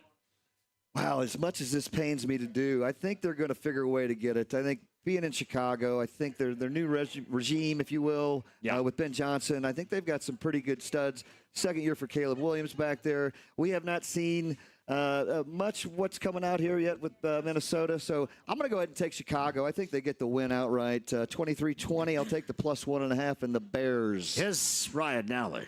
Whether or not Justin Jefferson plays, that's in question. I think he is playing. I'm going with my man Tommy S. from Coach's Tavern. Shout out to Tommy. He's my dude, and I'm sure he's going to be on Degenerate Row with us at some point Sunday, and I really can't just sit here and root against him. So I'm gonna roll with the Vikings minus 1.5. Miller. I think that the Bears, in true fashion, are going to end up making this a game right at the end and then missing a field goal while they're down by 1. So I will take the Bears plus 1.5, but I think the Vikings are going to win by 1 point. Slim margins. It's the exact slim margin. Just wait. If it happens, they'll be like, well, obviously, it's the Bears. All right, guys. Dolphins, Colts coming up on Sunday, our final one here. And we start at 9 a.m., the ride to kickoff at the Bullseye Event Center. I've gone back and forth on this game. I just cannot fathom, even though we have in the past 11 years, the Colts not winning a game to start the season. I think Daniel Jones is going to maneuver enough, and Jonathan Taylor is going to run the football incredibly well. They're going to lean on that. The Colts, 23-21 over the Dolphins. I'm not a homer. Come on. I don't want to live in a world where they lose against the Dolphins and then face the Broncos like that. So give me the Colts 23-21 in that matchup week 1 on Sunday against the Dolphins. Brent. It's going to be an interesting game to watch. I think it's going to be a close game, but I'm going to go with you here. I think they're going to find a way to pull this out. I'll take the Colts, lay the 1.5. Colts 27-24. Is Nally. I'm laying the Colts, and they win by 3 on a field goal, and that's going to be about it. Well done, Miller. I went camping this weekend down in southern Indiana, Yes, you did. and a guy listened to your show all the time. His name was Brady. I said, Brady, what's going to happen in this game? He said, take the Colts and Jonathan Taylor for this game. So I'm down. There you go, Jonathan Taylor. Sound advice right there. I bet he had plenty of bodily fluids when he got back from his camping trip. James, you got a call on that game. Jump in on the Colts Dolphins game really quick before the break. I hate to be the bearer of bad news, but I think that I'm going to take the Dolphins. He's going with the Dolphins. Boom. We're not all homers here, are we? Here we go. Larceny Bourbon Locks and Luna's Old Tequila Shots. Hey, I'll tell you one thing. We did talk that, the Bears game, the Vikings game, is Monday Night Football. We're going to be doing a little event at Upstairs Pub in Bloomington every Monday night this year for Monday Night Football. So anywhere near the Bloomington area, come out and check out the Upstairs Pub. That is well done, Eddie. And we're going to be there, I think, later on. We will be there. I believe it's in November. We'll be doing a show live from there. So back in Bloomington. Hey, Miller, Nally. First week. Job Good well job. done right there. The text Miller shaved, reaction. he showered, he looks better. I had to. He said John was going to be here. We'll bring you guys back in the 5 o'clock hour, too, because I want more reaction at 317-239-1070 on our picks. That is our text line. Nally, Miller, Brent, JMV, and a Dolphins angle is coming up on the other side. Sit right there. Our Larceny Bourbon Locks, Luna's Old Tequila Shots, live from Joe's Grill. We're in Castleton, 93.5, 107.5 The Fan.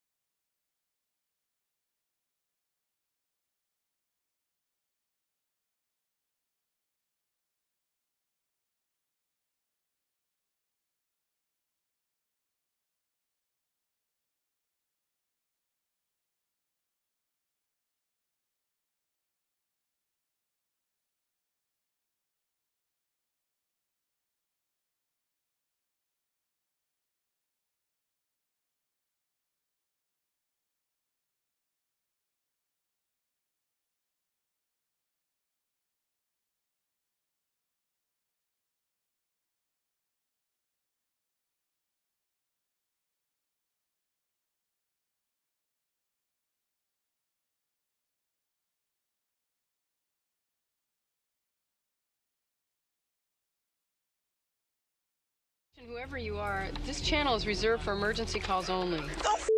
Lady, do I sound like I'm ordering a pizza? 93.5 and 107.5. The Fan. The football lead-up brought to you by Bet365. That's Bet365 when it comes to sportsbooks. Bet365 had it all. Download the app today. See why it's never ordinary at Bet365. Bet365, everybody. Brent Holverson, JMV, and we're live with our Larceny Bourbon Locks and Luna Azul Tequila Shots. We're at Joe's Grill. We're in Castleton, and joining us now, we've got the best insight you're going to find anywhere as far as the Dolphins might be concerned, because this should be drastically different than we saw in October of a year ago in a similar matchup. Alan Pupart joins us. SI, you can also catch his All Dolphins podcast. Alan's on the Andy Moore Automotive Group hotline. Alan, welcome to the show. How are you? I'm doing great. How are you? All right. So I mentioned the differences, obviously, with guys participating compared to the way that it was in that 16-10 game of a year ago. How do you think this Dolphins squad is assembled and going in? Do you have any level of expectations going into week one with this group, Alan? I am completely in the dark in terms of exactly what to expect. I think this is a team that has a lot of potential.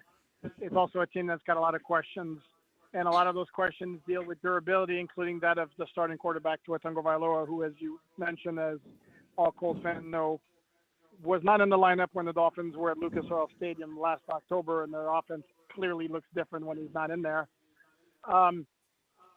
So it's one of those deals where if their question marks provide positive answers more often than not, this could be a good team.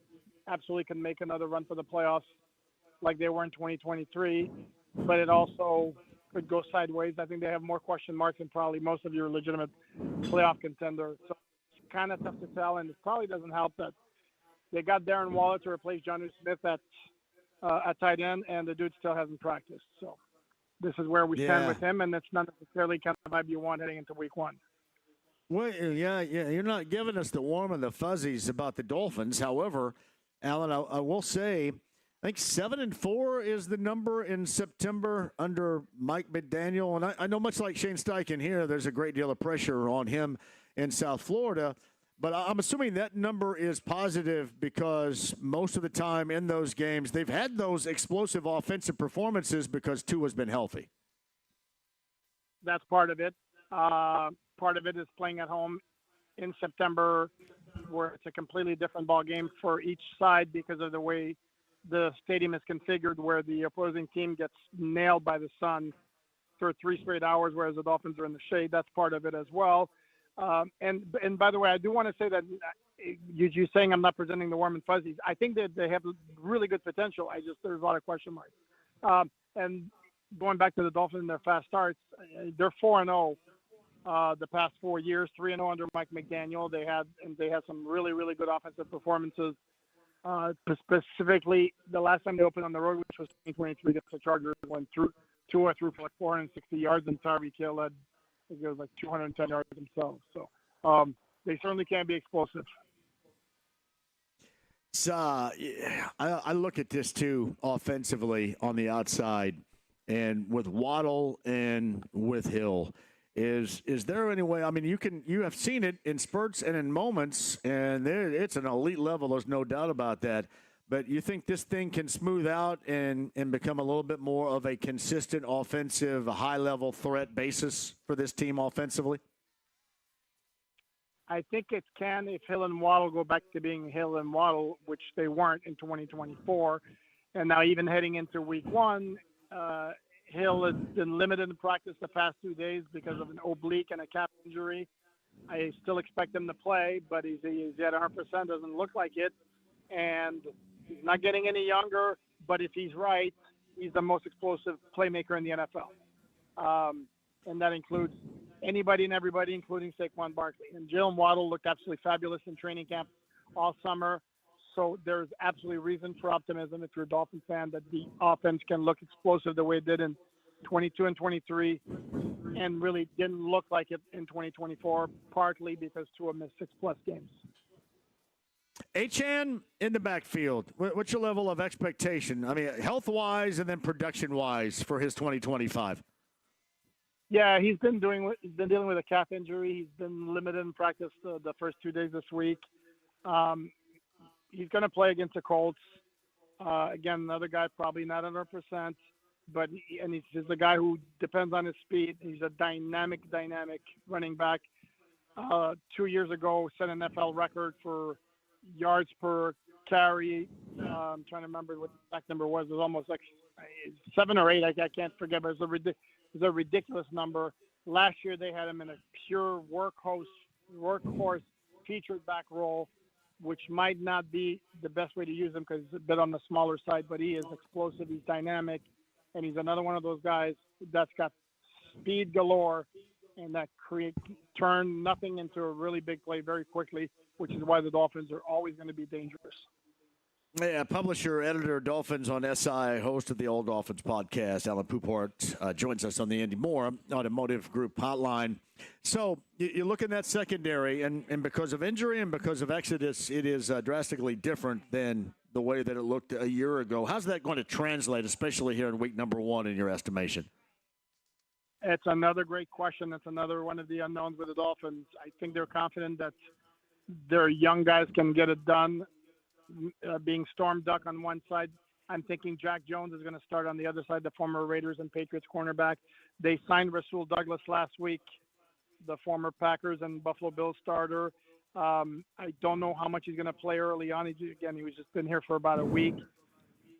But a big issue for the cornerback position is going to be getting some help from the pass rush, and this is where the Dolphins are heavily counting on their foursome of Bradley Chubb, Jalen Phillips, Chop Robinson, Matthew Judon to really create some havoc in the pass rush game and disrupt and affect the quarterbacks. And even if they're not getting sacked, they're hurrying the quarterback and they're forcing bad throws that the cornerback can capitalize on. And they also got Minkah Fitzpatrick back in the secondary when they traded in a return in the trade for Jalen Ramsey to the Steelers. So it's another question mark like they have in a lot of different places, but there's some potential there as well.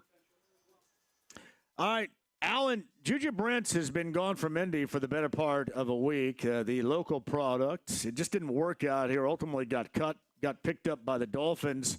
So what's his status going into week number 1 as far as you see it?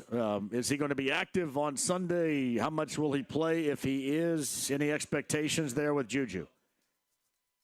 Yeah, my expectation, if I'm going to be very blunt with you, is he'd probably be inactive because he got claimed off waivers after the cuts to 53, which means he's been with the team for a week. I think the Dolphins are pretty happy with their top 4 at cornerback, which are the 3 I mentioned earlier, plus rookie 5th-round pick Jason Marshall Jr. Could they go 5 active cornerbacks for the game? Absolutely. Depends on where else they have injury issues. But even if he does play, I certainly wouldn't expect a very high snap count. I think they're going to, keep working him in practice, see what they got, see what he can do. And then because, again, of the uncertainty they have at the position, the opportunity is there if he shines early and significantly to earn some snaps at some point. What kind of season are you expecting out of this group? And I know I kind of asked you that at the start, Alan, here, but in closing, what's your gut feeling about this Dolphins team in 2025? Oh, man, it could go so many different ways. And I always go back to so many questions. The potential is there if everything goes right, and then not everything, but most everything goes right in terms of their question marks. You could be looking at 10-7, could even push 11-6. I don't think in any scenario they unseat the Bills atop the AFC East, but they certainly can make the playoffs if a couple of those question marks, turn out going wrong, including Tua not being able to stay healthy. Something happens to either Phillips or Chubb, or the offensive line doesn't reach a level that the team is hoping. I mean, it can go south. I don't know if I agree with some. I've seen some predictions of their record being as low as 5-12. I think there's too much there to be that poor, but could it bottom out at 7-10? Yeah, that's also within the range of possibilities. The publisher, editor, Miami Dolphins on SI, host of the Old Dolphins podcast, Alan Pupart joins us on the Andy Moore Automotive Group Hotline. Enjoy the game coming up on Sunday, and thank you for the insight, the content this afternoon, Alan. We appreciate it. Well, my pleasure. Have a good one. Alan Pupart on the Andy Moore Automotive Group Hotline. Brent Halverson rejoins coming up next. Mike Chappell, top of the hour. I think both Natalie and Miller rejoin before the end of the show as well. This is week one. Larceny Bourbon Locks, Luna Azul Tequila Shots. Joe's Grill, we are in Castleton.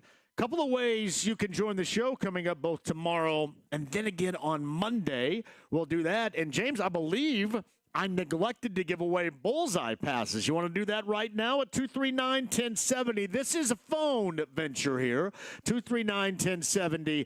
Bullseye Event Center passes. That's for Sunday. Doors open at 10 a.m. The Colts VIP tailgate presented by Hayes & Sons Restoration. All you can eat, all you can drink. You know what that's all about with DJ Skids at the Bullseye Event Center. Before the game, number 9 at 239-1070, you get a pair of passes to go with 93.5 and 107.5 The Fan.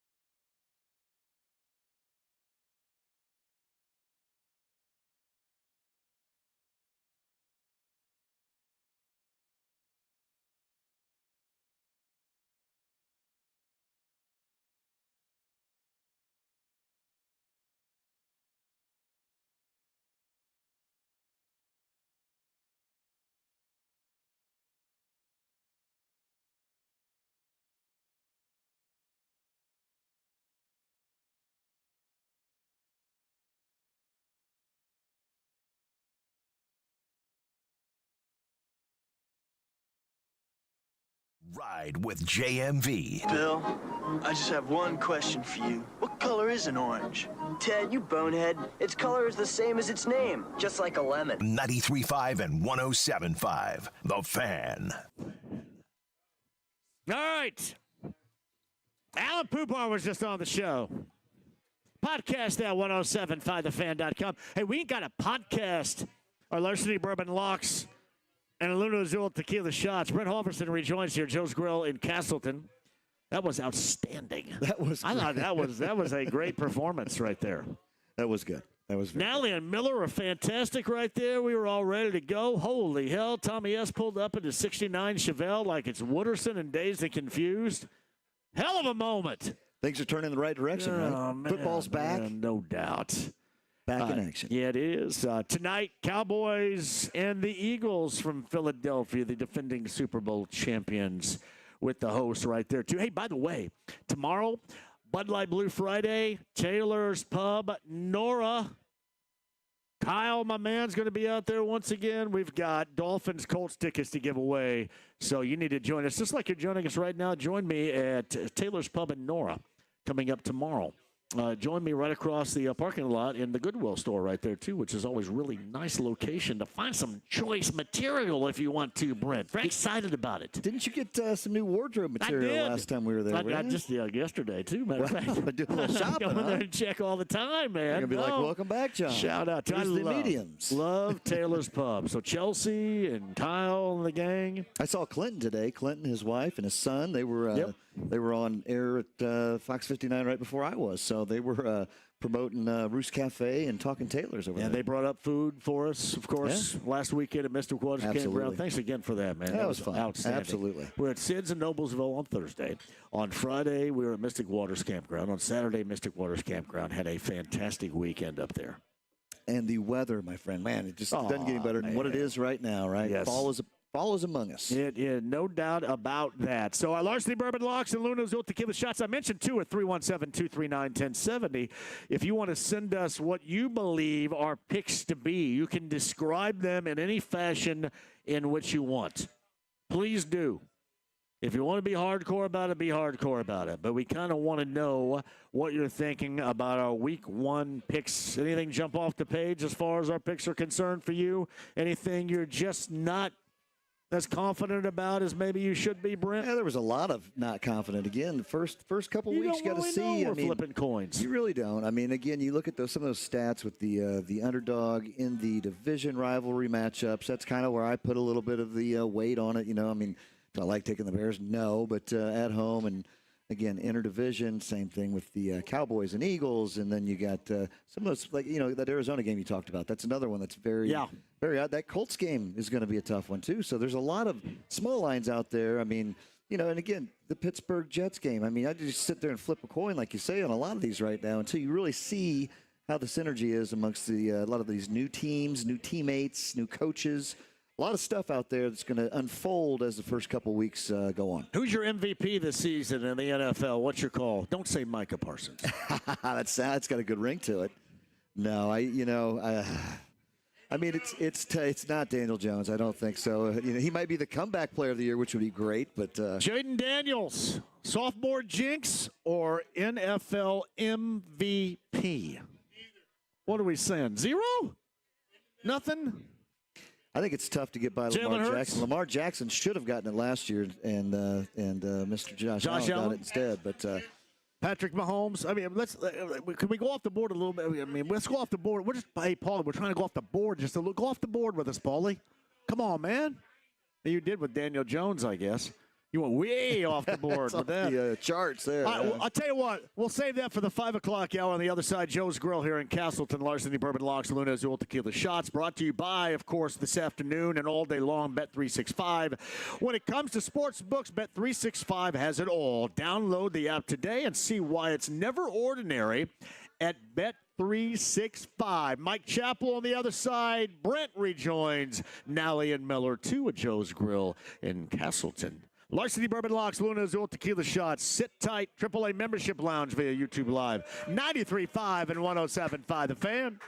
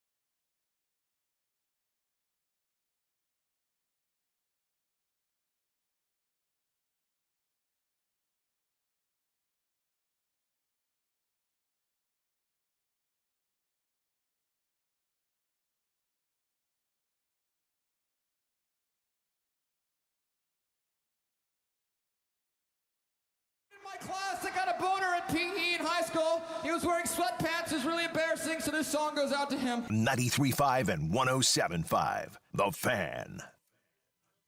There's my guy, Music Mac. Good to see you back, pal. Mac is in the house. Miller and Nally. We're at Joe's Grill. We're in Castleton, Larceny Bourbon Locks, and Luna Azul Tequila Shots. Alan Pupart joined us a little bit earlier. You got to podcast that, bud. But if you don't double back and listen to that, then what in the hell are you doing? Brent Holverson rejoins, too. By the way, too, we also talked to, well, in this case, we kind of know on CBS the spot where the Colts have been. So, you know, we go that direction every single time. We'll get back to that whole commentary in just a moment. But Brent Holverson rejoins right now. Hello, Brent. Hello, John. Yeah. Isn't it good to be back? Oh, hell yeah. Back in Joe's. We've seen a lot of great people here, a lot of great faces. You got Bess back there making some outstanding cocktails. Yes, she is. The samples are flowing. Samples are out there. Let's come on by. We got some time here. Come on out and get one. Yeah, you join. Is Miller and Nally going to rejoin too? You know, I believe they might come back up here, but I'm not really sure. Well, just hold on a minute. Once we get done with Mike Chappell, we'll all bring it back and wind this down. I see Ike over there wearing sunglasses indoors like he's Corey Hart from Canada. Mr. Eisenhower wearing my is, sunglasses at night. He is. Ike, I love Ike. You play that song, Ike? Sunglasses. He plays it all. You know that? He knows over 3,000 songs. I love Ike, man. Great Human dude jukebox right there. Brent's going to hang tonight. Brent's going to hang with us as well. Paul Montgomery is here. We see Brandon. We see Billy too. A lot Paschke's down there. Man, a lot of our good friends here at Joe's Grill. We are in Castleton. Join us here. Meantime, on the Andy Moore Automotive Group hotline from CBS 4 and Fox 59, it is Mike Chappell with us. I do want to get back to the game itself in a moment, but the emotion that's going to be a part of what they're going to do in honoring the late Jim Irsay on Sunday. What's your expectation there? It'll be cool. The daughters will do a great job. Jim always did a great job. the one thing that I thought was kind of funny when he was the MC of it is, you know, you've got such a small time frame to do it. You know, 3 or 4 minutes maybe. And Jim talked for 3.5 minutes. So it left time for Dwight or Reggie or Peyton to say, thank you very much. And that was it. So there won't be any of that this year.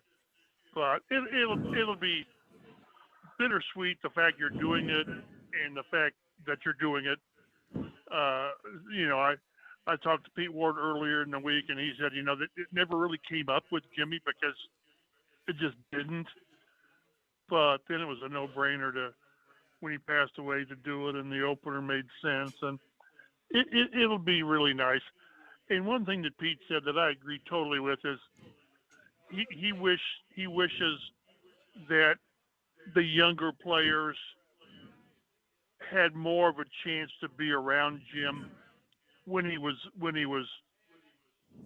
Jim, if you know what I mean, when he was full bore and ready to go. And a lot of them just haven't had that chance, and that's their loss. It is, but it'll be a cool afternoon, and it'll bring back the idea that he's no longer here, and that sucks.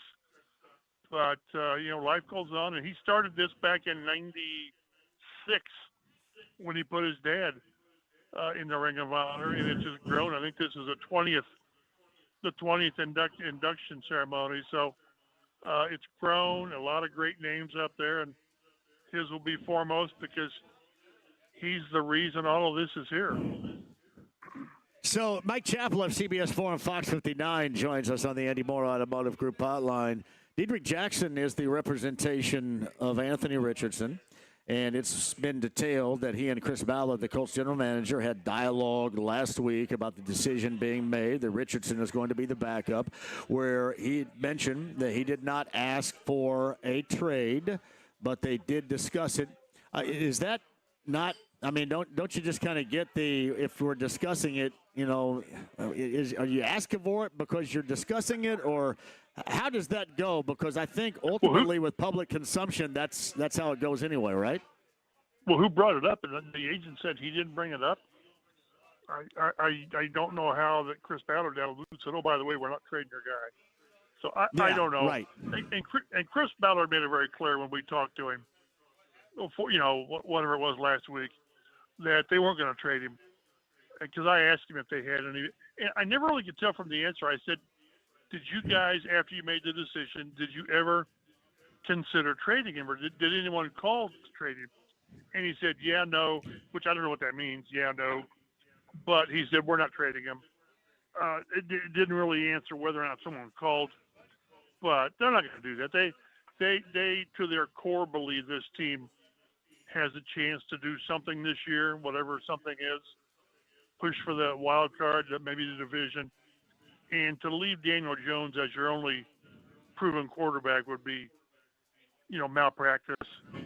And I'm not sure what you get for Richardson anyway. A 5, maybe. I don't know.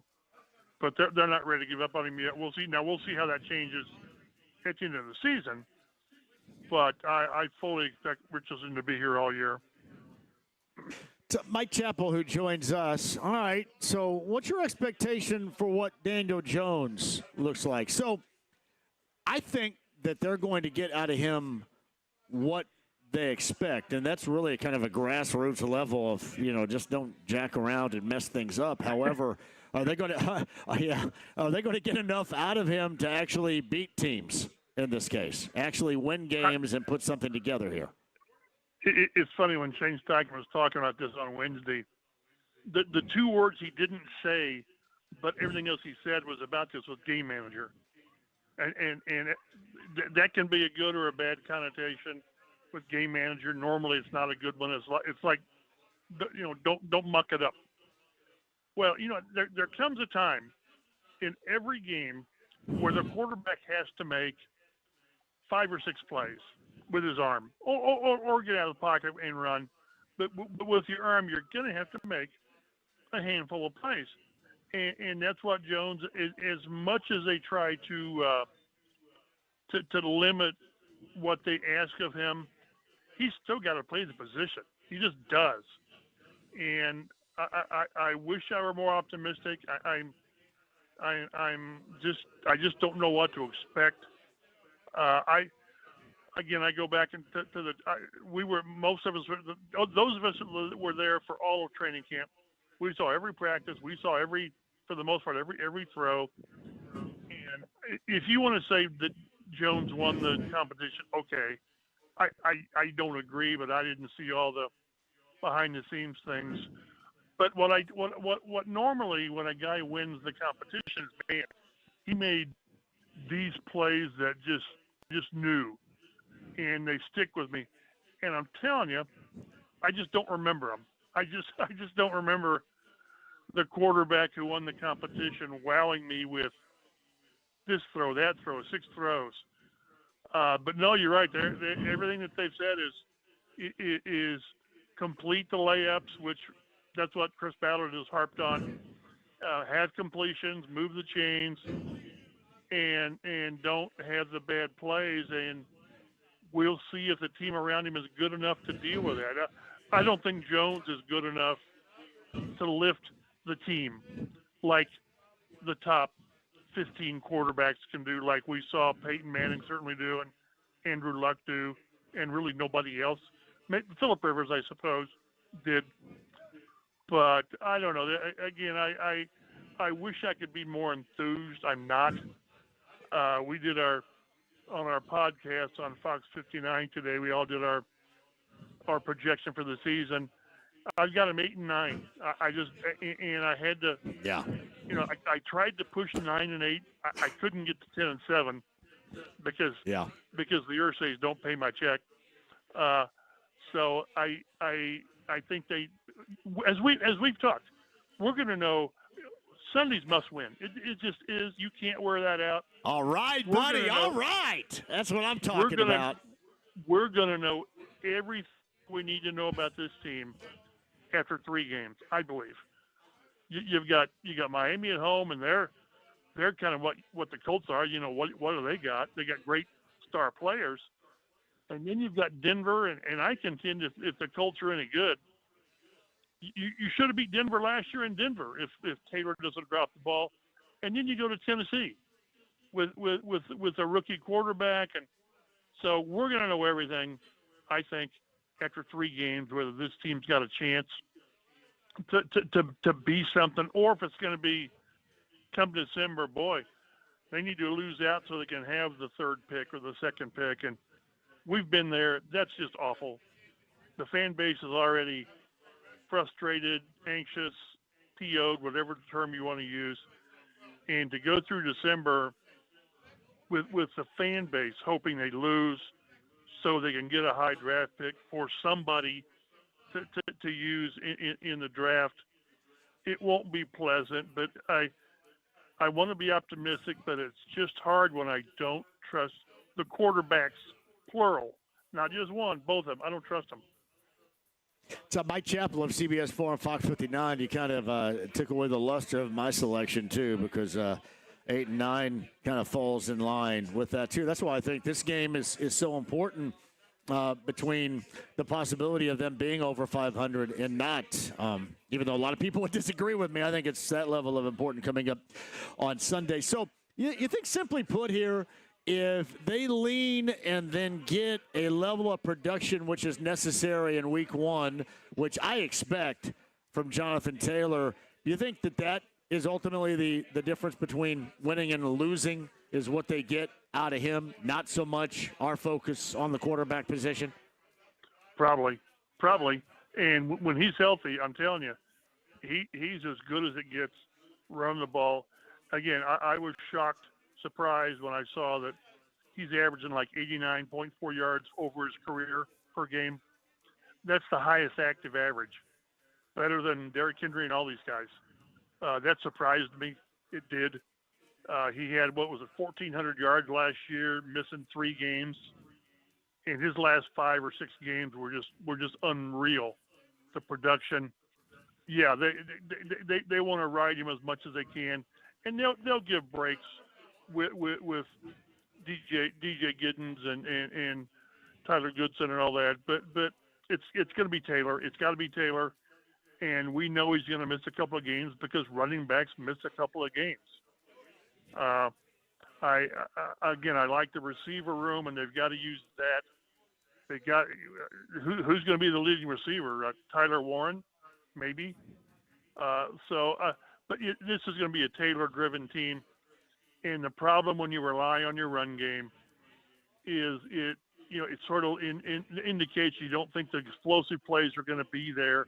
Although a strong run game should make opportunities available in the pass game, but it just chunk plays and explosive plays. That's what people live on. And I went back and looked at since Jones has been in the league since 19, of the 40 quarterbacks who have thrown 100 passes, at least 100 passes, he ranks like 28th in completion percentage. And that's his strength, is completing passes, in like 37th and 38th in yards per attempt and yards per completion. So he's not known, as much as he wants to argue the point, he's not known as a down-the-field guy.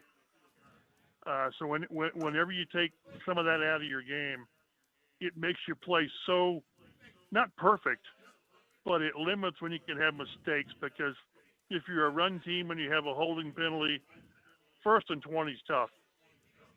So I like the roster for the most part, but if the quarterback doesn't do his job on those handful of plays, it just makes it so hard to win.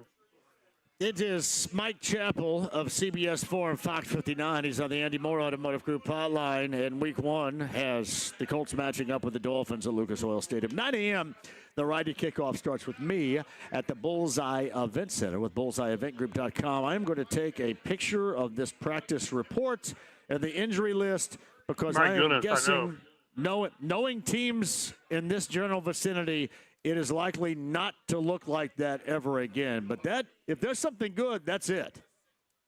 Yeah, and I don't get the feeling whether I don't get a good grip whether Goodson's going to be ready to play or not with that elbow. But the fact he's practiced a couple days, it's a great sign. And yeah, when's the last time coming out of preseason you've had that clean of a report? I can't think of one. So again, it's right there for him, and the stadium is going to be lit. It is, and that's why the first game, while it's a must-win this year for so many reasons, but you need to get the fan base on board with what you're doing. And I can think of nothing worse than to have the quarterback come out and not play well, and Tyreek Hill to blow past Xavier Howard for a touchdown, or Nico Collins and all that stuff. This is such a tone setter. And again, if you can't beat Miami at home in the opener with the Jim Irsay motivation and all that, what have you got? That's where I say that the major doubt comes in, and this team doesn't need this. This team needs to quiet any criticism before. I mean, the criticism is already there. The skeptics are already there. So don't give everybody more reason to say, "Man, you guys are." I hope you win 4 games this year. That's what it's. We can't have that. We don't want that. But that's why these first couple of games are just critical to the direction this franchise takes. Yeah, a major doubt ranks just a little bit higher than corporal debacle. And when you brought up the secondary getting torched by Tyreek Hill, that to me in week number 1 would be the absolute nightmare, because a lot of this stuff with the quarterback, I think people have probably gone through their head, but so much has been made about the secondary and Lou Anarumo and that lean. No question. And if they get torched by the combination platter of Hill and Waddle and Tua, Monday is going to be hellaciously ridiculous on this show after 3. Well, that's what I was saying. And the only way to have people quit talking about, well, you haven't won a season opener since 2013. You haven't won the AFC South since 2014. You haven't won in Jacksonville since whatever the hell that's been, 2014, 15, whatever it is. Well, it's to win one. Win an opener. And win in Jacksonville and win the AFC South. And again, it's. I can argue that it's there for them, that they can do it, and Jonathan Taylor and DeForest Buckner and they've got some really, really high level players, but it's Daniel Jones told us, he said it's about winning. It's about quarterbacks are judged on winning and losing. He's 24, 44-1. He's 3-13 over his last 2 seasons. Well, the only way to flip that and to tell everybody else to shut up is to win. Just win from Mike Chappell of CBS 4 and Fox 59. Yeah, you stole my thunder. 8-9. We're 8-9 bros, right? We're 8-9 bros, and we're must-win bros. Yeah. I'm not sure any other team has such a wide range of what they can be. I can't get there and say 10-7. Even if I put on my biggest homer hat, I can't do that. Well, the team they're playing, their team they're playing is the same boat. Yes. I think, to start the season. Yeah, but then I can argue they could win 4 games. The Colts, they could win 4 games, and that's just such a wide range of what they could do. And that's, again, we're so used to having it. Well, with Peyton, they're going to win 10 games. If things go well, they're going to win 14. It's really hard as a fan base and as the media when you really, really don't know what to expect. There are going to be 4 or 5 new starters on defense, and oh, by the way, you've got a quarterback who got run out of town with the Giants for a lot of reasons. A lot of them because of the Giants, and some of them because of him. He's like James Boyd noticed again. He's had like 72, 73 turnovers in 70 games. Well, that's partly on him.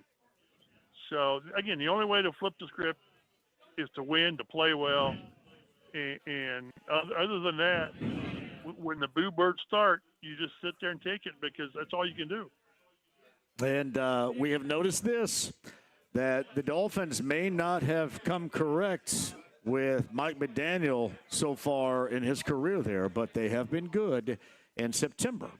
7-4 in September, and the reason behind that most part is because a lot of Tua and a lot of health, which they're going to have in week number 1. Hey, by the way, Mike, in closing here, I think we had a bet. Did I bet you that we would have 4 roof open games before Halloween? Right, I believe? You probably did. I did. I believe we may hit that. Sunday will be open, won't it? But Sunday will be open. You think about next week, Denver, that's a late afternoon game. You're not going to have the suns and the shadows, so I think that'll be open then if the weather's decent. And then give me, I got a decent shot at this with Arizona and where else we got? Arizona and Vegas in October, and then Tennessee. Tennessee on the 26th. So, yeah, I think I got a shot at this. That would have to be the most in the history of Lucas Oil Stadium, would it not? Probably so. I shouldn't say this because you can say it. What did we bet? We bet like $5. I think if they don't, I know you don't have to give anything up. I said I'd mow your. I said I'd mow your property. You'll mow my rental property? I did, crap. yeah. You could use my riding mower. Just set aside 3 hours out of your day and come on over. Sweet. Well, I'm very excited about that. not as excited as I'll be. Oh, man. All right, Mike, we'll see a couple of 8 and 9s and a couple of must-wins in week number 1 with Mike Chappell of CBS 4 and Fox 59. Mike, I appreciate that. We'll see you up at the press box on Sunday, buddy. As I always say, lunch is on me on Sunday. Come on over. Got that right. Mike Chappell of CBS 4 and Fox 59. Larceny Bourbon Long Saloon Azul Tequila Shots. We're at Joe's Grill. We are in Castleton with Heaven Hill Distillery and Brent Holverson with us. We shall take a break. Well, Mike up here. There you are. Well, hello. Rejoining us right here. Back right in action. Now. Absolutely. 8 and 9 is my pick for the Colts this season. 8 and 9 would be Mike Chappell's pick. What say you? 7 and 10. 7 and 10. Even worse. The gloom and doom descends. Now, must win week 1. It really is. Yeah. I mean, they've got to start off on the right foot. This is a great way to do it. I mean, they're at home. Yeah. You got the hometown fans. You're going to have a very emotional Irsay thing going on, right? So they've got to come out swinging pretty hard. And, it's not a better way than to come out and just show them what you got from week 1. Yep. Can't win them all if you don't win the first one. Brent rejoins. I know Nally and Muller are going to rejoin us, too. The Harrah's Hoosier Park Race of the Day, 50 in betting, 50 in dining from Harrah's Hoosier Park Racing and Casino in Anderson. That is also on the way. Bud Light Blue Friday tomorrow. We're at Taylor's Pub in Nora with Dolphins Colts tickets to give away. You got to be there to win, so be there to win with us beginning at 3. That is coming up tomorrow. And again, the text line at 317-239-1070. Your picks. Give me your thoughts on the Dolphins and the Colts coming up on Sunday. You can be a part of our Larceny Bourbon Locks and Luna Azul Tequila Shots in Castleton Joe's Grill. Back with you next, 93.5, 107.5 The Fan.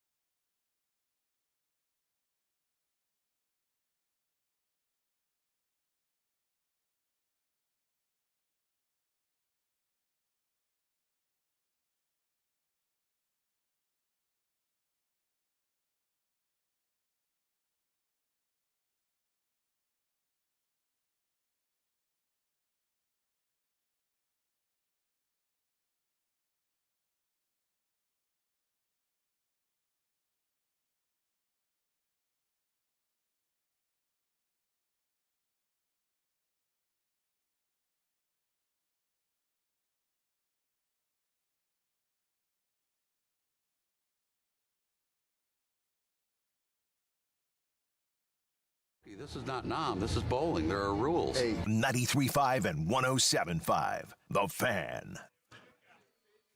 Make sure you get your Bullseye Event Center passes. I got more to give away, too. James, remind me of that before the end of the show. Bud Light Blue Friday is tomorrow. Taylor's Pub, Nora, Kyle, Chelsea going to be with me, and your chance to win Dolphins Colts tickets. John McClain says Chapel is taking me to negative town. Jay Ryan says, all blank. Chappie got JMV on the must-win for week number 1. Bingo. I've said that. Brett Halverson rejoins Heaven Hill Distillery, Larceny Bourbon Locks. Luna Azul Tequila Shots. It is week number 1. And we have night number 1 of the NFL season. Cowboys and Eagles at 8:20 tonight. NBC, and we will get peacocked, but you also have NBC. NBC and Peacock from Lincoln Financial Field later on tonight for the defending champions and the Cowpokes, Brent Halverson. You know how many new streaming services we're going to have to fight through this year? And everybody told me you got to cut the cord because look, it's cheaper. I mean, everybody's going to be paying an assload of money because you got to have 9. Wait till the NBA. The NBA is so blanking this thing up with what they're doing. You're going to have 19 different services to watch that crap. It's seriously. crazy. It really is. You know, it's gotten out of hand, but. Luckily, we will have all the games on here at Joe's Grill. Yes, so, you will. Come on out tonight and watch the Cowboys at the Eagles to kick it all off. Yeah, and Brent's references YouTube TV tomorrow night for the Chiefs and the Chargers from, ridiculously enough, Sao Paulo, Brazil. There you go. See? Chiefs and Chargers. Hey, we're going to go ahead and move you out of the AFC West and take you about as far south of the equator as possible right here. And play this. It's just so stupid. I'm sorry. Maybe I don't get the vision. I don't get the growth in the vision. They're trying to grow the brand. The growth? By the time all this comes to fruition, I'll be so dead it won't matter. I mean, who the hell cares? Who does? But what we do care about, Larceny Bourbon Locks and Luna Azul Tequila Shots. I loved week number 1. We're going to get Nally and Miller back on here before the end of the show. But, man, this is the place to be. Joe's Grill in Castleton, Brent. It really is. And, again, this kind of just it kicks off the season, right? We kick off Major League Baseball here for opening day. We're back here to kick off the NFL season. And favorite time of the year, John. I mean, we've got, like we talked earlier, NFL, which you just cannot beat. And with college football this Saturday and Thursday and Friday and everything else, there's a lot of sports coming on. And then we'll be rolling right into the Major League Baseball playoffs right around the corner. So looking forward to all that. Hi, Jeff Thies. Text line 317-239-1070. JMV, if Jones were to start all 17 games, it is likely the Colts had a successful year. If they get off to a 3-7 start, we're probably going to see Richardson take the field, and it will have been an unsuccessful season. I mean, the quarterback situation probably will, even more so than that, I think, Brent, dictate the terms on the season. It absolutely will. And again, Daniel Jones, we've kind of seen what his past has been. It's not been the prettiest of things. So hopefully a new surrounding will elevate him and get him to the caliber player that a lot of people thought he would be coming out of college. Jonathan Taylor is going to have a top-shelf performance on Sunday. I think that's the reason why I'm going to lean Colts, even though I am a non-believer in the Colts this season. I'm going to lean Colts for that reason because I think that with Jonathan Taylor, you can get off to a good start against Miami. Now, the one thing I mentioned to Mike Chappell, that you have this full-scale changeover in the secondary defensively, really. The one thing we haven't talked about a great deal is Xavier Howard. I mean, Darren Waller hasn't played at tight end, and we were talking about that with Alan Pupart a little bit earlier regarding the Dolphins. You know, he's their tight end and hasn't practiced. Xavier Howard, is off the couch from a year ago, and he's playing in the secondary. That's what concerns me more than anything else. Just that one game in September where all of these talented guys are healthy and playing well. And the last thing you want to see if you're a Colts fan is your defense and the secondary with Mooney and with Bynum and that group that you're counting on get torched. And the possibility is there because Miami, when right, can be that good vertically offensively, Brent. Oh, they absolutely can. And again, their receivers, right? I mean, you got Jalen Waddle, you got Tyreek Hill. They're just explosive. So we've got to contain those guys. And, I don't know how Achane is doing. No, he's a little banged up, but he's a heck of a running back there, too. You know, the Colts, I think it really is going to come down. How can the defense contain them, right? It's got to happen because you've got to keep the run game viable, and you've got to be able to make some good passes. I think where the Colts might really kind of attack, I think Tyler Warren, I think he is the guy that I would should agree be with you on that. a security blanket for Danny Dimes to How about a Luna Azul Tequila shot fantasy football lock right there? Tyler Warren was a guy that I thought about going in. You know, I've got him in a couple leagues. I'm in like 6 leagues, but I do have Tyler in a couple leagues, and I think he can be that stud, and I think he will be utilized a lot. Again, that check down safety blanket, right? And I think that's what Daniel Jones is going to need to have to kind of see how Pittman, how they just got to be able to stretch it out a little bit. So I think he's going to be an important factor. And again, you've got to have that going to be able to have the running game going, like you talked. We need Jonathan Taylor to be big, and if they're playing from behind, that's not going to help that run game. If they're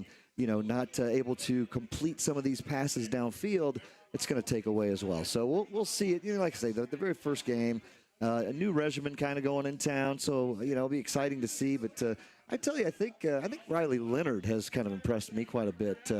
Surprisingly, it's going to be really bad if he's playing. Yeah, right. Like I think you might go through the full 3 quarterback cadence there. And, it'll be really bad see. if he's playing right there. A football conversation on the Fan brought to you by Bet365. That's Bet365 when it comes to sports books. Bet365 has it all. Download the app today and see why it's never ordinary at Bet365. Brett rejoins. Nally and Miller also here at Joe's Grill in Castleton rejoin on the other side. But I got to find a winner. 50 in betting.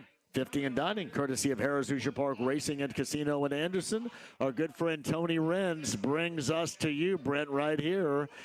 You got 50 in betting, 50 in dining, Harrah's Hoosier Park Racing and Casino in Anderson. Who's going to win it? We'll find out now. This is your Harrah's Hoosier Park Race of the Day.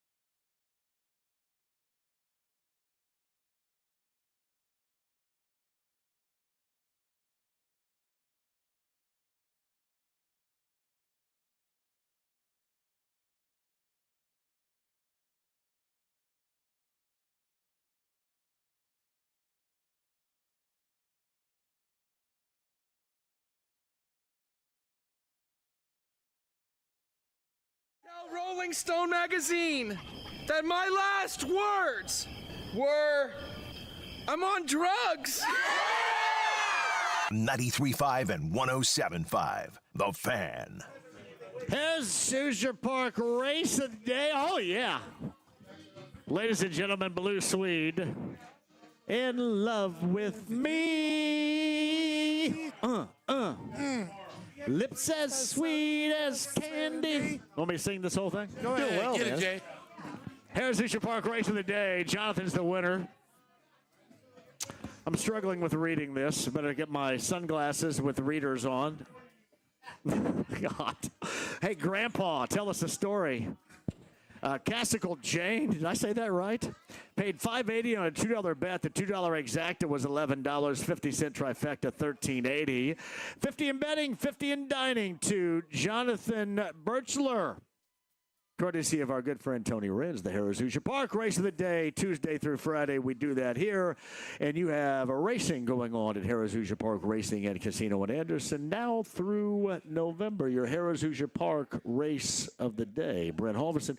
Hey, by the way, I'm looking at Tommy S.'s Chevelle 69 out there. It's a 69.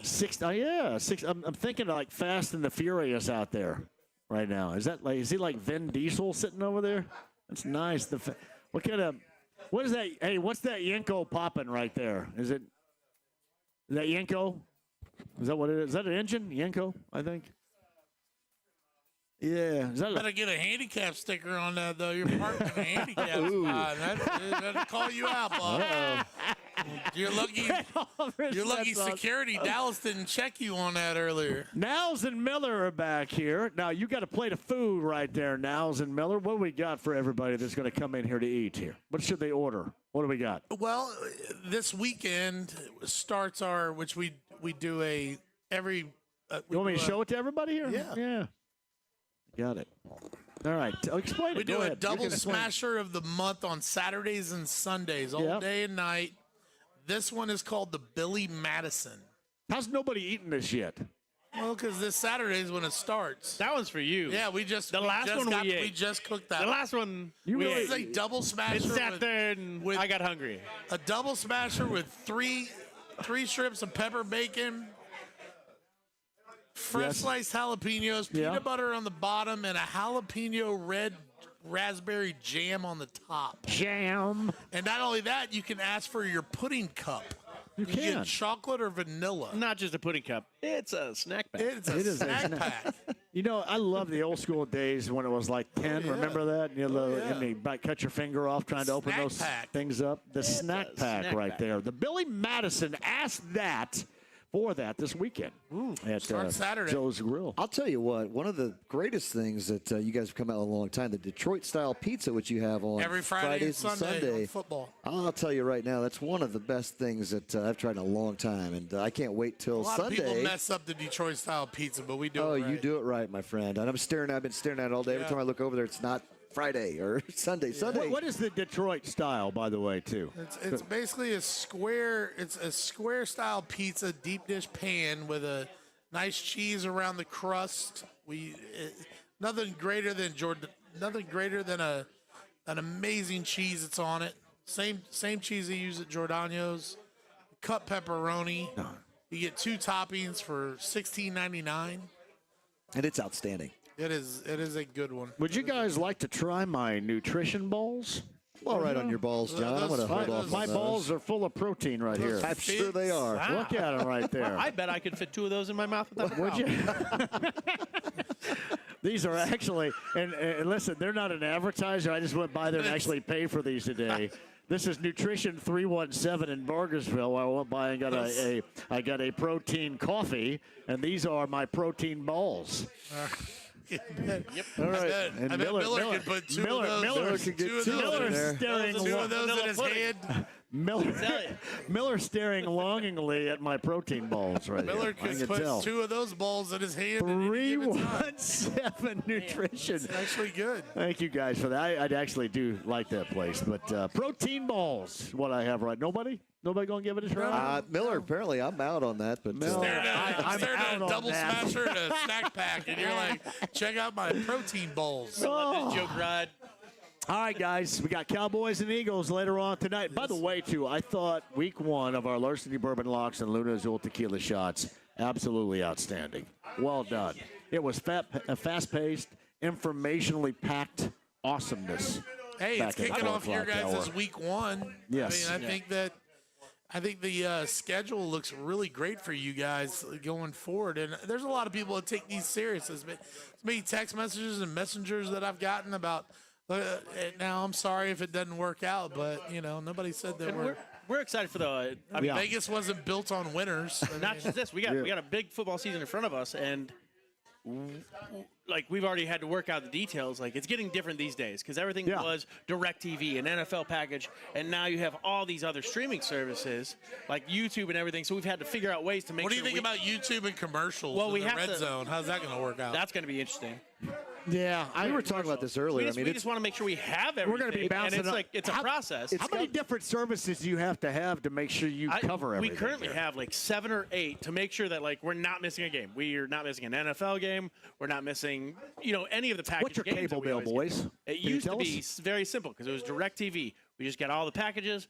We had DirecTV, and it went. And now there's so many services that we do have to make sure that we're offering everything. And we get phone calls all day long. Yep. Every time one of these on there, because people start We stream at every one of our locations, so you can stream anything that you want. People are at home. People are at other bars, and they're like, you guys don't have this game. And, that's the travesty. I hate that it's gotten that way. That's why we've worked extra hard to make sure, we are not missing a game. Wait till the NBA season starts. It's going to be all over the map. And college basketball gets interesting, too. Yeah, it does. True. Because they start putting a couple of those on some random channels. So. Purdue and IU, Butler on Peacock. Remember when cutting the cord was a thing? I think people would like to reestablish their cord. Get the cord right back, now. yeah. Can I go ahead and get my cord back intact here? Because Netflix is on live stuff now, too. Yeah. Everybody's all in. coming, boys. Amazon Prime. By the way, I should mention, because you guys have asked, we have another Pigskin Pick'em. This is with the spreadability, courtesy of Win Schuler. Somebody wanted to go against the spread. The other one's just a straight-up Pick'em. This one I just sent out on X is against the spread. So the spreadability, James, I just sent that back out again.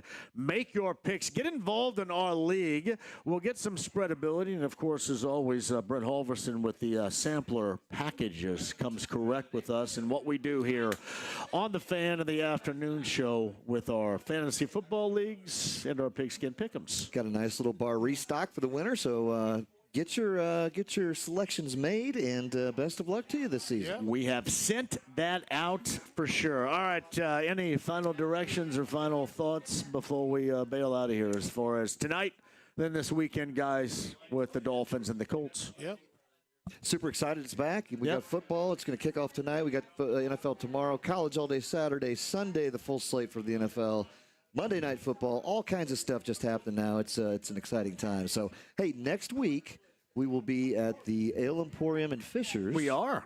And then we'll be back. There's a good Goodwill right next to that, too. You're going to do some lot of shopping these days. Right up there, buddy. New we'll be wardrobe. back we'll be at Joe's Westfield October 16th and Joe's Fishers the 23rd. And we got the Bar Olympics coming up. Oh, yeah. That's this weekend, right? Saturday, September 6th here at Joe's Castleton. Our general manager, Tiffany Shiflett, has got a great event starting.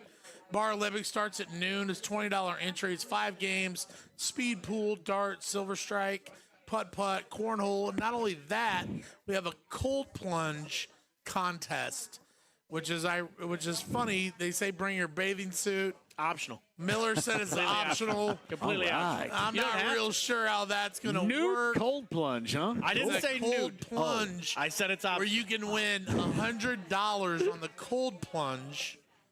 We have a beer stein holding contest. We've got so many separate events on all of that. You can win up to $100 a person with gift JMV cards. protein ball juggling. You're going to watch you're going to watch college football. Yes. With a Bar Olympics going on, watching a bunch of idiots to an extent of what they are. I mean, I'm sure Nikki G will be here making sure that the putt-putt and the golden tee and the silver strike will be going off. He'll definitely keep the ambient temperature. He'll be checking all the regulations on the cornhole boards. He will. Making sure that everything is at the precise degree.